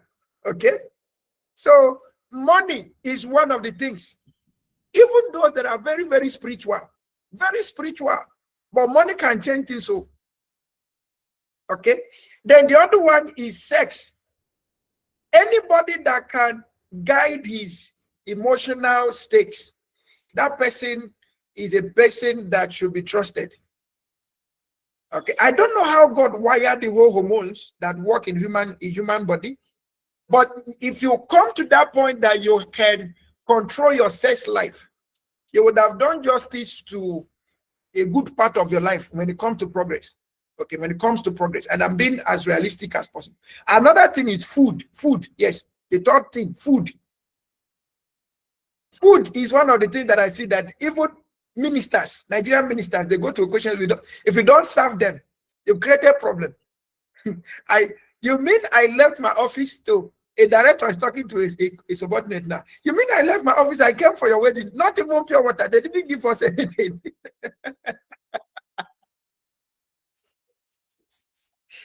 Don't joke with food though. Okay. Now, the growth mindset goes beyond these things. You must have a stable growth mindset that establishes stable behavior. Stable behavior. Stable. So that when they say, if you like, bring money. If you like, bring woman. If you like, bring food. This is his life. This is our life. The growth mindset and practice will always embrace change. So instead of avoiding difficult tasks, view them as opportunities to stretch your capabilities. The action here is for you to volunteer for the hard stuff. Number two, persist through obstacles. When you hit a blocker, don't give up. Rather, pivot, try a new approach, or ask for help. The action here is to focus on yet. Learn from criticism. Treat feedback as data for improvement, not as a personal attack on your abilities. The action here is ask, how can I improve? Then you have find lessons in success. When teammates succeed, get curious, learn what they did differently and emulate it. The action here is to celebrate and replicate. Then on a daily, a day in the life of an agile team, you have your morning routine. Dr. Kelly talked about him working in an organization where they do status meeting. Okay, you do status meeting before you start the day. Okay, so you have your daily stand-ups. I remember it was Dr. Olife that asked yesterday, when do we determine when to have a stand-up and when to have a retrospective? And I said it depends on the context of your project or the context of what you're doing. Some can be done in hourly.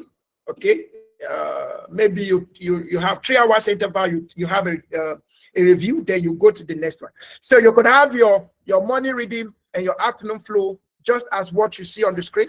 On your morning reading, you have your team check-in from 8 a.m., 9 a.m., you have your daily stand-up.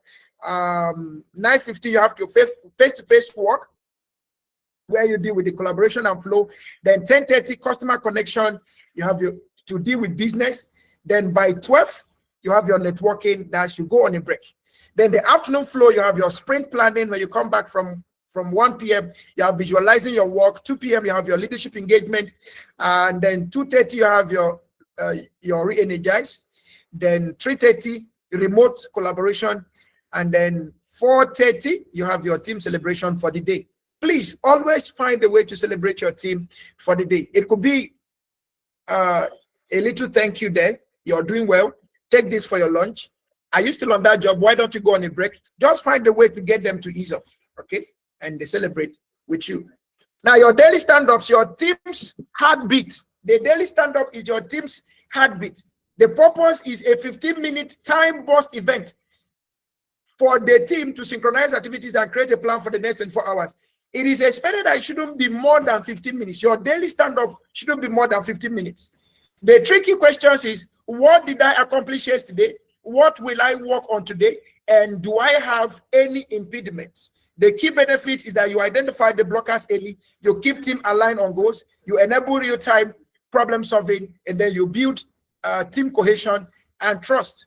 So you have 15 minutes mass, same time and same place, and for your team.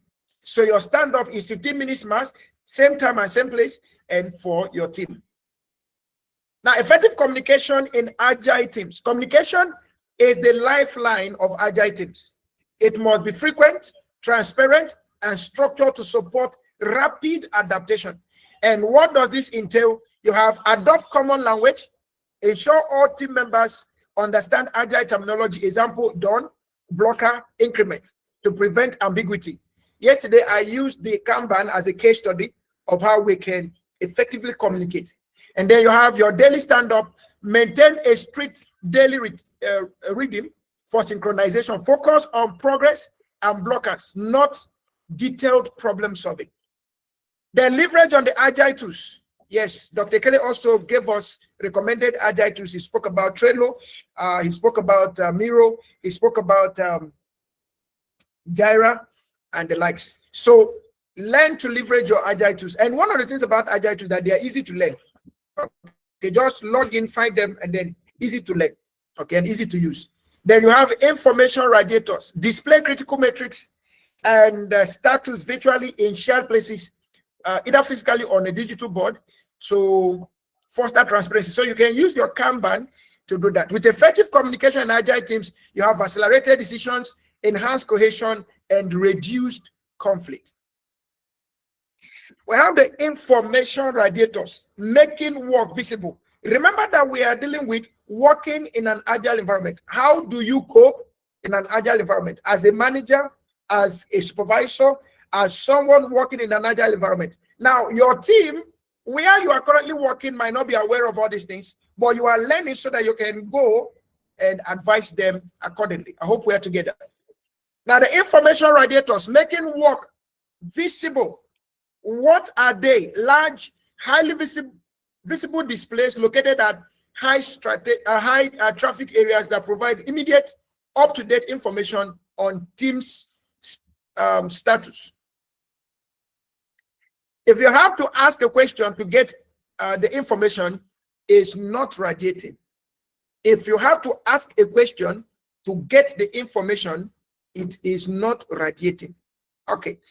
Now, what are the things we look at there? Transparency, self-correction, and conversation starter. In transparency, nothing should be hidden. Problems are visible. Self-correction, teams spot issues with time management. And then on the conversation starter, data drives the discussion. Now, examples of tools you can use for this, you have your Kanban boards, you have your burn down charts, you have your velocity charts, and then you have your impediment list. Yesterday, we looked at the Kanban board, we looked at the burn down charts, and I think, yes, the two of them. All right. The collaboration, the heart of Agile. Collaboration, the heart of Agile. Collaboration is not just working together. It is thinking together to solve complex problems. Many people that are considered to be married are not in any way married because there is no collaboration among them. The husband is thinking east, the wife is thinking west, the children are thinking, the firstborn is thinking north, the lastborn is thinking south, then the ones in the middle are thinking middle belt and north central. Okay. Families that easily disintegrate is because they don't collaborate. They don't have same ideologies, they don't have same vision and the likes. But collaboration, so it moves beyond trying to avoid to hurt somebody. You must have what definition of done, definition of progress, definition of vision. What is it? If all of us can agree on it and begin to work on it, then we say we are collaborating. Collaborating is all hands on deck, not all hands together. Collaboration is all hands on deck, not all hands together. That all hands together does not mean that they are on deck, they are working on the same thing. All right. So why it matters? Greater efficiency, collective intelligence, enhanced innovation, higher engagements, and the likes. Now, the key components of collaboration, you have trust, openness, sharing, and embracing diversity. Now, thriving in cross-functional teams. Remember, you're working in an agile environment. Remember that you're working in an agile environment. Okay. Please, if you're still with me, can you please type 100 in the chat room? If you're still with me, please type 100 in the chat room. Type 100 in the chat room. Okay. Thank you. Thank you. Thank you. Appreciate that. Okay. Now we'll be out of here in a moment. Now, thriving in cross-functional teams. The difference between a cross-functional team and a diverse team is that a cross-functional team is made up of people with different functional knowledge areas. Okay, but a diverse team is people from different backgrounds. It could be cultural background, social background, political background, technological backgrounds. So diversity has to do with covering backgrounds in terms of culture, different mindset coming to play, different ideologies coming. You'll find a way to balance them. But in a cross-functional team is a team of experts coming together. So you have a specialty in marketing, a specialty in human resource, a specialty in legal, a specialty in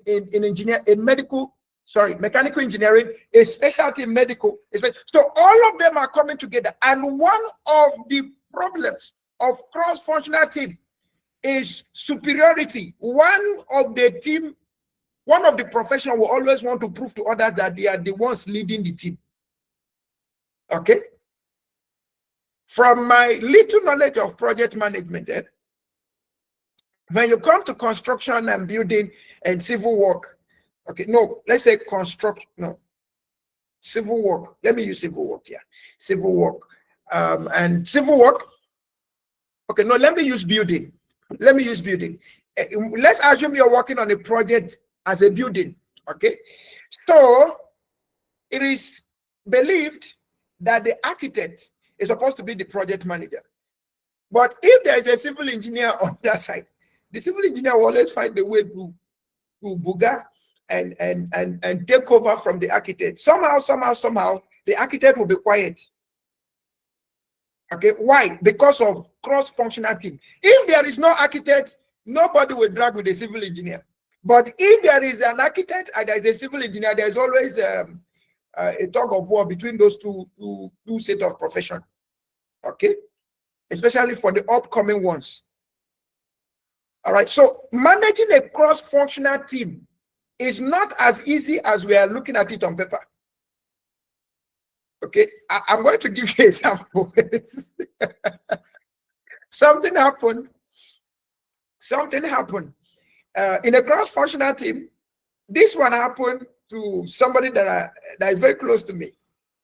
Now, one day he came to office and I asked him, "Why is your face like that?" He said he just had to arrest somebody in Wuse too. I said, "What happened?" He said he posted something on his LinkedIn and the person went and was bullying him on LinkedIn. So he had to go and alert the police. What happened on LinkedIn led to the arrest of somebody in Wuse too. Now, he doesn't know this person, but he had to make sure that he track and get to this person's office and arrested him for bullying him on LinkedIn. That is an example of a functionality. Maybe the one that is bullied is a mass communicator. The one that went to arrest is a legal person. So how do you match cross-functional teams? You have to be remember human behavior. Our profession has a way of shaping our behavior. Our profession has a way of shaping our behavior. Now, why cross-functional team? For greater efficiency, faster decisions, increased learning, and improved engagement. These are the benefits too. But now I've just given you some of the things you have to face, the challenges you need to deal with. The success factors It's clear roles and responsibilities. I gave example of an architect and a civil engineer in a construction work. If you don't define their roles, they will be at loggerheads. Okay. Then you have shared goals and metrics, regular open communication, mutual respect for expertise. Okay. And then collaborative problem solving. Now you have customer centricity in your daily work. The customer has a seat in every meeting, whether he or she is there physically or not. And of course, you understand that we have both internal and external customers. There is actually no meeting you can hold without the customer. There is no meeting you can hold without the customer being present. We don't just build for the customer, we build with the customer. That is core to Agile, collaboration with customers. How do you handle this? User story mapping, so that your customer can follow your journey. Then frequent demos, demonstrate to your customer to know where we are. Data-driven decisions, and then your feedback loops. The incremental and iterative work. I've explained about how we keep adding a little piece and pieces into the work to increase functionality, increase value, increase benefits, and all of that. Okay. So if we have incremental and iterative work, we have reduced risk, early value delivery, faster feedback loops, and rapid adaptation. Hypothesis-driven experimentation. The scientific loop of Agile: hypothesize, experiment, and measure and learn. In creating your hypothesis, formulate a belief about customer value. Sometimes you call it empathy. Put yourself in the customer's shoe and ask yourself, if I were to be in this customer's shoe, what will I really consider as value? All right. They have experiment, build this small thing, your MVP, your minimum viable product to test. And then you measure and learn. Gather data to validate or invalidate. We believe that doing S will result in outcome Y. We will know we have succeeded when metric Z improves. So this is an example of a hypothesis. We believe that if we do this, it will result to this, and we will succeed when we have so metrics, so outcome reached. Okay. Now, creating psychological safety. What is it, and how do we build it? Creating psychological safety, a shared belief held by members of a team that the team is safe for interpersonal risk taking, as taken by Army. It must sing. What does it mean? It means feeling safe to express ideas and concerns, admit mistake, ask stupid questions, and challenge the status quo. How do we build it? Frame work as learning. Let the work environment be a place that we learn. Not acknowledge fallibility. Agile is about learning as against arguments and opposition. No, it's about learning over argument. Okay. Then you have model curiosity. Okay. Ask questions instead of giving answers. Create space for answers to contribute, for others to contribute. Then destigmatize failure. Some people don't tolerate failure. I read of a man, or I heard of a man, a company, that they've done all they could about a particular project, but that project still failed. And that project was running in millions of dollars. Now, the project manager, who happens to be an engineer, came to the MD of the company. He knows that for the fact that he had failed, they are possibly going to sack him. So he came and tendered his resignation letter. And the MD asked him, "What are you doing?" He said, based on the fact that he had failed on this project and has costed the company millions of dollars, that he will like to resign before he gets sacked. And the MD said, are you normal? I just lost millions of dollars for you to learn a lesson, and then you want to go and share the lesson with another person who doesn't know what I paid for it. What has he done? He has destigmatized failure. Does it mean that we should allow failure? No. But we need to understand that experimentation is part of innovation. All right. Now I have the other aspect of the Kaizen mindset. That's for continuous improvement. The Kaizen mindset, change for the better. Change for the better.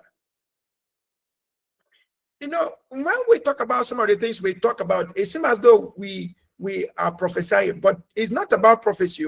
These are real-time things.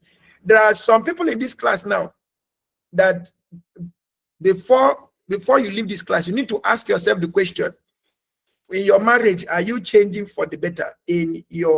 Or are you better in your marriage? In your relationships, are you better? In your workplace, are you adapting your behaviors in a better way? Some of us have not known the value of behavior. Behavior can take up and it can bring down. Behavior, the earlier we start picking up the right behaviors, and there is no age too late to adjust. Several people are not married because their mindset is, I can't live with men, I can't live with women. I know somebody that maybe by now he's over 60 years. He had retired, he's over 60 years. And what is his problem?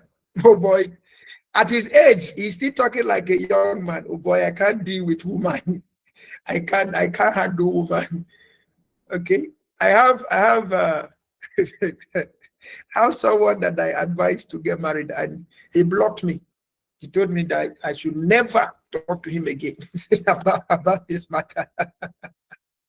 Oh my God. Oh God. Oh God is good.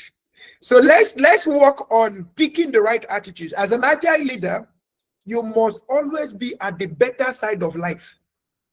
Can you put that in the chat room? As an agile leader, I must always be at the better side of life.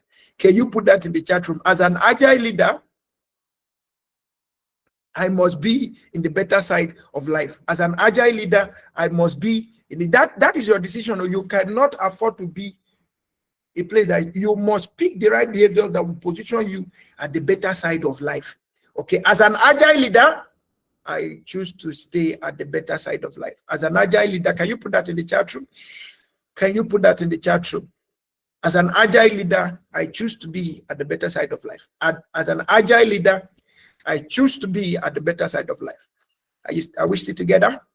As an agile leader, I choose to be at the better side of life. As an agile leader, I choose to be at the better side of life. Okay. So change for the better. Agile cultures aren't static. The world changes. So we must adapt.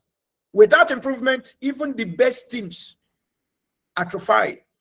And then it is not about big overhauls. It's about small, daily, incremental changes that compound over time. There are some things we will not talk about here. Let's just leave it. But because if we talk about them now, we might scatter things. Let's just leave it. But there are small daily increments, daily additions, small things that we daily, small habits or behaviors that we can just pick. We'll just find ourselves at the better side of life. Okay, we'll find ourselves at the better side of life. Yeah, thank you to everyone who have dropped that comment. As an agile leader, I choose to be at the better side of life. Okay. 1% better, improving 1% every day leads to 3 times improvement in a year. 37 times improvement in a year.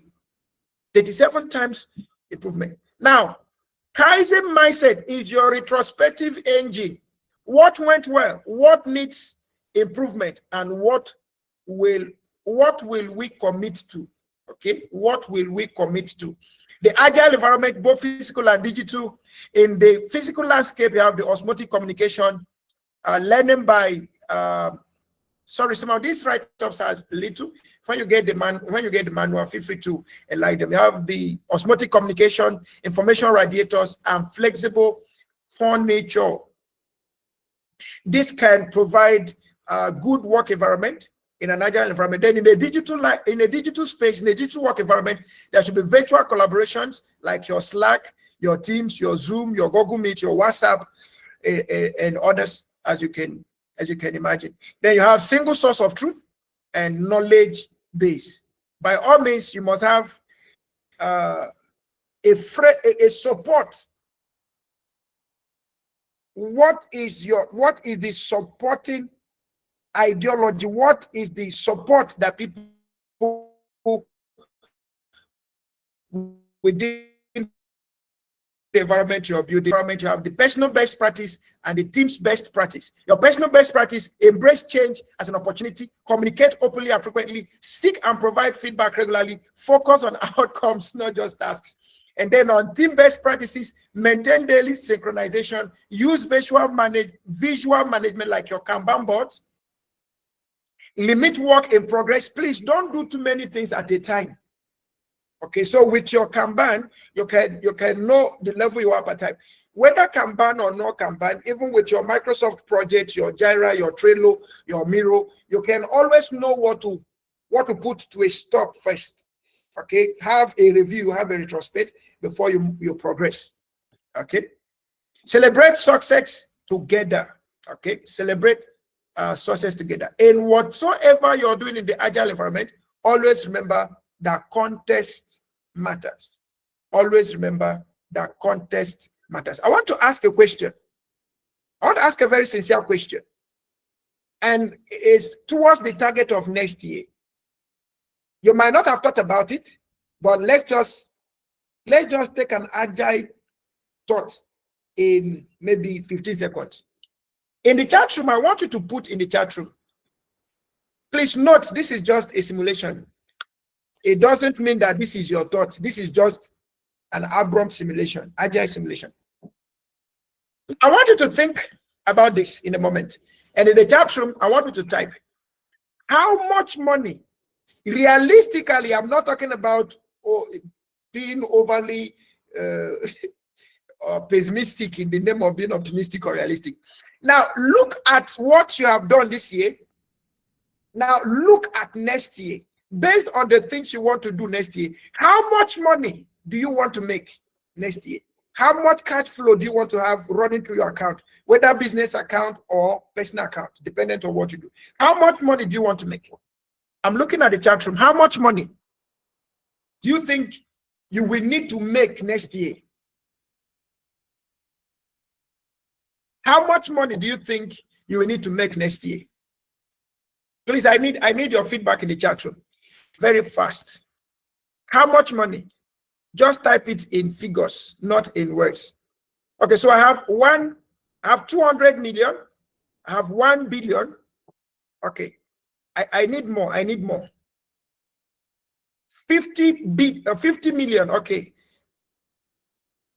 Let's move. A minimum of 500 million. Okay. No, enough to be compatible. Okay, so that's not an amount. Mr. or Mrs. Majida Ibrahim, give us a figure. 1 billion. That's good. That's good. That's good.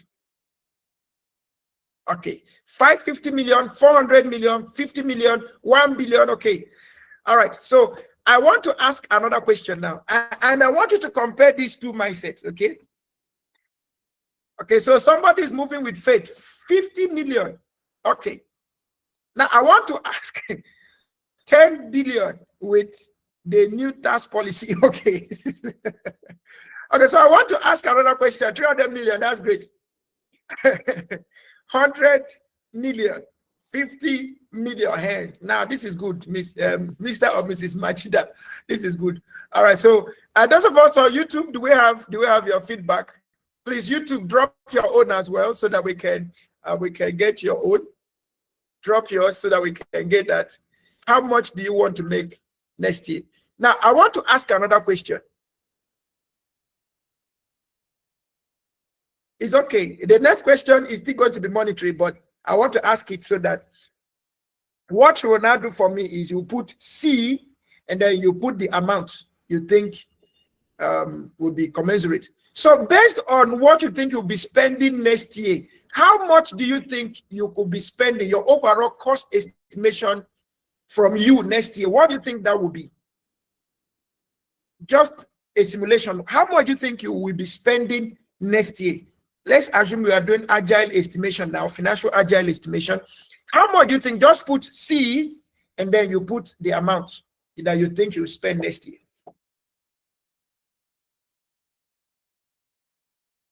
Okay, I'm waiting in the chat room. We're almost done. We're almost done. How much do you think you'll be spending? Worst case scenario, worst case scenario, worst case scenario. Okay, so I have 1.5 billion. 1.5 billion, 20 million. Okay. Let me go. 1.5 billion. Okay, so Dr. Godwin, you put C, then you put the amount that you think you'll be spending. Majidas, 20 million. Dr. Ifi, 30 million. Mr. Hawk, you're projecting 400 million for revenue and 400 million for expenditure. Am I correct? Then Benedicta, 150 million. Morolayo, okay, you're getting 1 billion and you're spending 1 billion. Okay, it's like this already established. All right, so we have a number of costs here coming in. Now, I want to ask a question. Which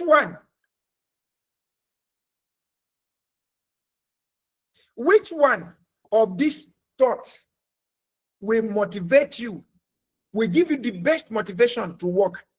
With these two mindsets, the mindset of expenditure or the mindset of revenue, which one will give you the best approach or the best motivation to keep working?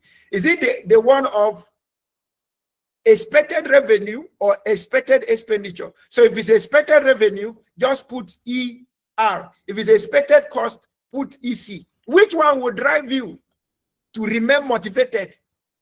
Is it ER, expected revenue, or is it EC, expected cost? Which one will give you the highest motivation that no matter what you're running? Because which one will give you? Okay, so I'm having revenue. Okay, so cost. We have somebody that says cost. Revenue. They'll have cost, revenue, cost, revenue. So we have revenue exceeding the cost. Now, these are two different mindsets. Now, where am I going to? If you have a mindset of, if you have a target of how much you're going to be making, there is a possibility that you have profit inside that expectation or reserve inside that expectation. But when you have a possibility of cost, a mindset of cost, you might end up meeting your cost, but there is no additional reserve. And then you will get to notice that when there is cost overwhelming you, your ability to think might be dwindled. But if you have revenue driving you, your ability to think will skyrocket. And let me give you an example. If you have a revenue of, say, 1 billion for a case, and you divide it into 4 quarters, so if you divide 1 billion into 4 quarters, you have 500 million per quarter, and then you divide 500 million by 3 months, you have some hundreds of millions, and then you divide them into weeks. Then you begin to have lesser amount that you need to deal with. Okay, agile wise, you can begin to trickle. Now, if you achieve month 1, the target of month 1, your morale will hit more than 100%.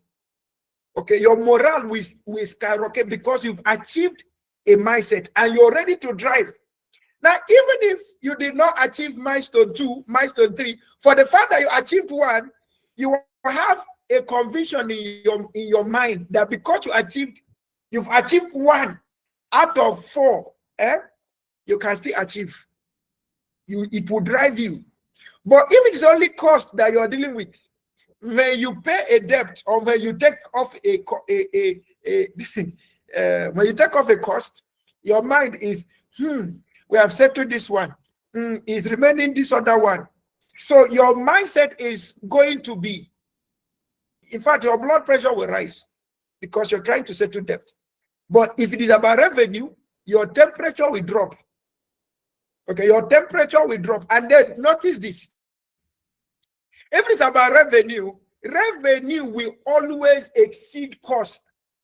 But if you're driving from the aspect of cost, you will only end up not completing the cost estimate.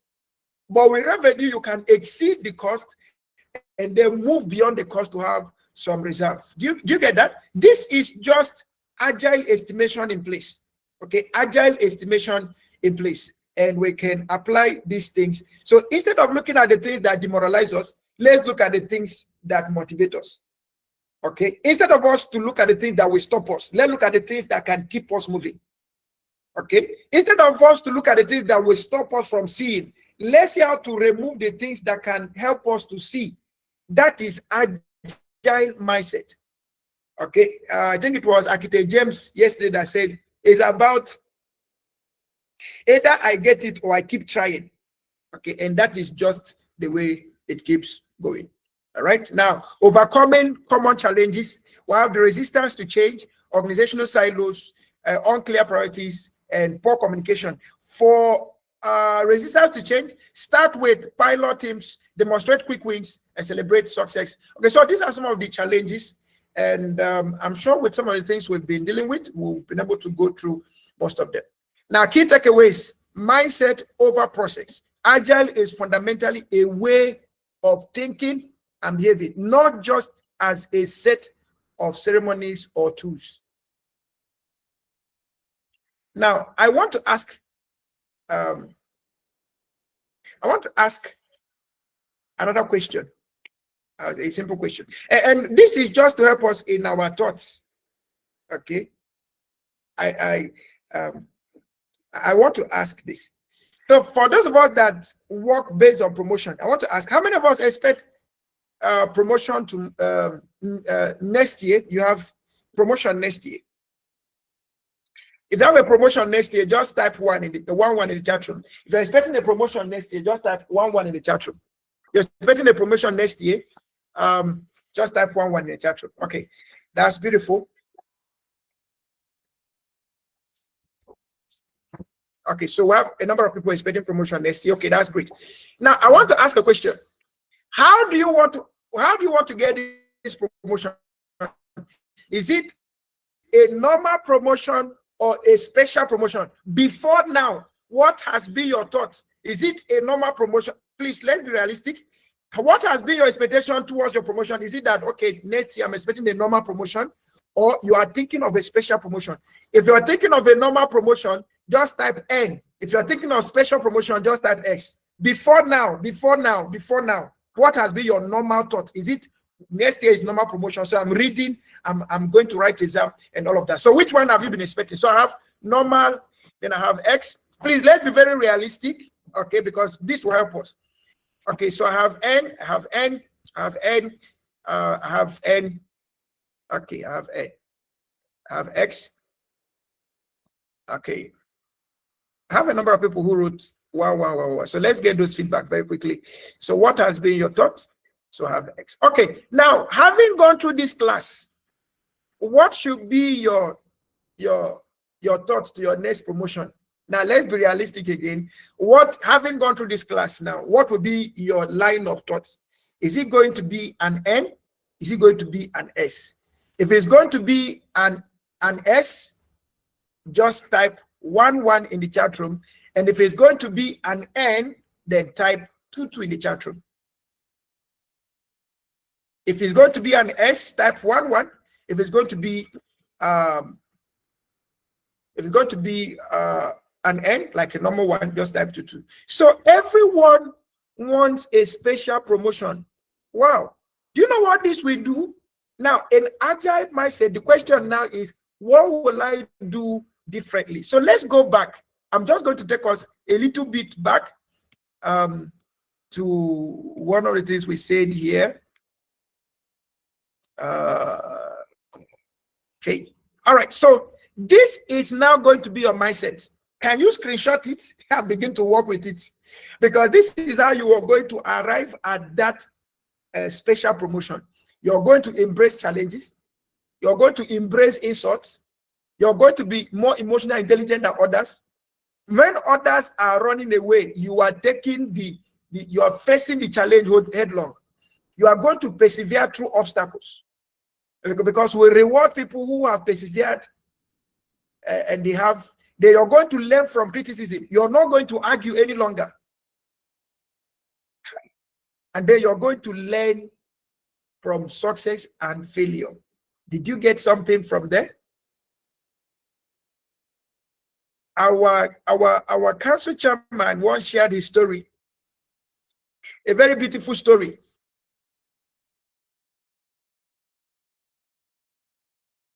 How he became a DG. He said he was just an assistant director. The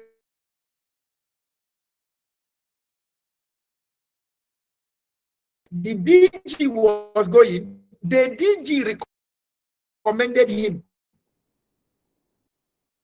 as the next DG. Government sent somebody to come and be their DG. The whole staff revolted. After about 3 months or so, they removed the man and they installed him as DG. From assistant director to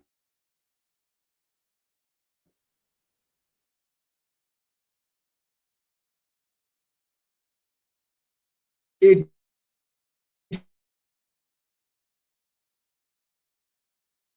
DG.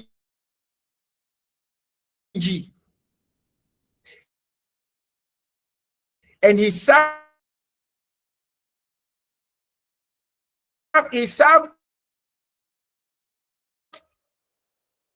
on that road. He retired.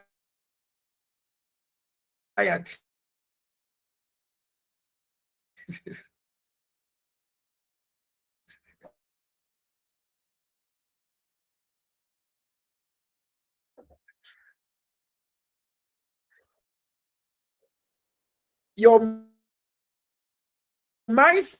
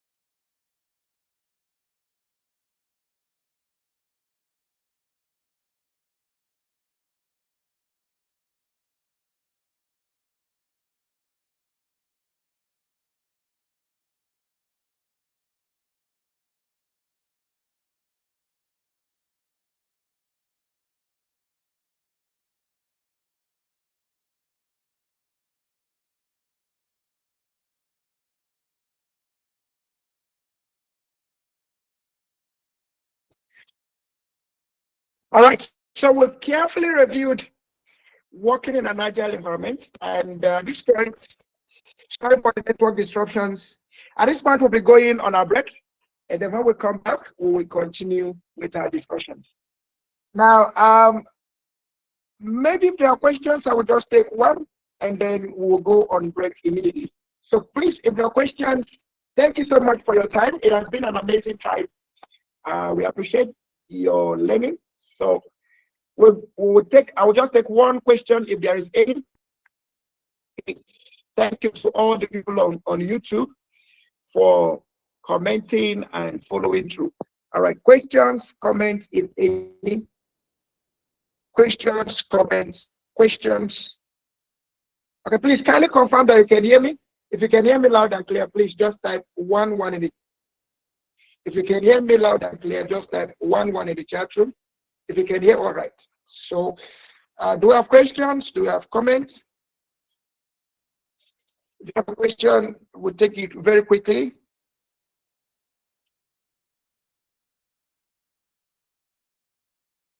If you have a question, we'll take it very quickly. Okay. Now, if there are no questions, then we'll be progressing, or we'll be moving to our break. Now, if this class made sense to you and it definitely impacted you, can I see you type 100 in the chat room?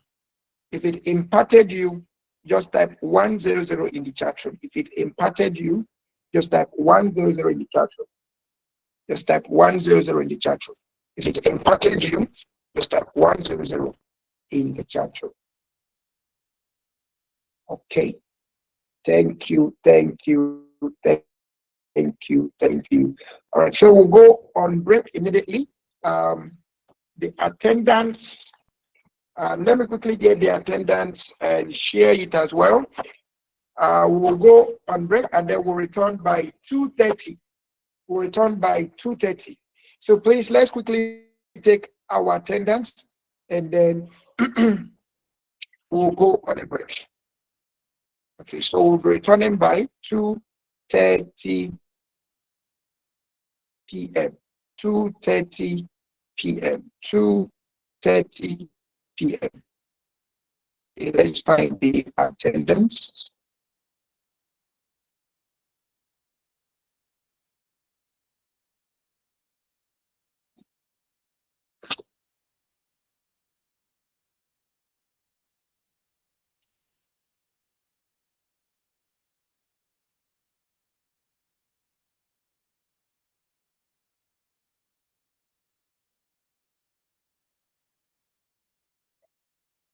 Okay, maybe let's just go for a break. The attendance will be shared across the WhatsApp groups.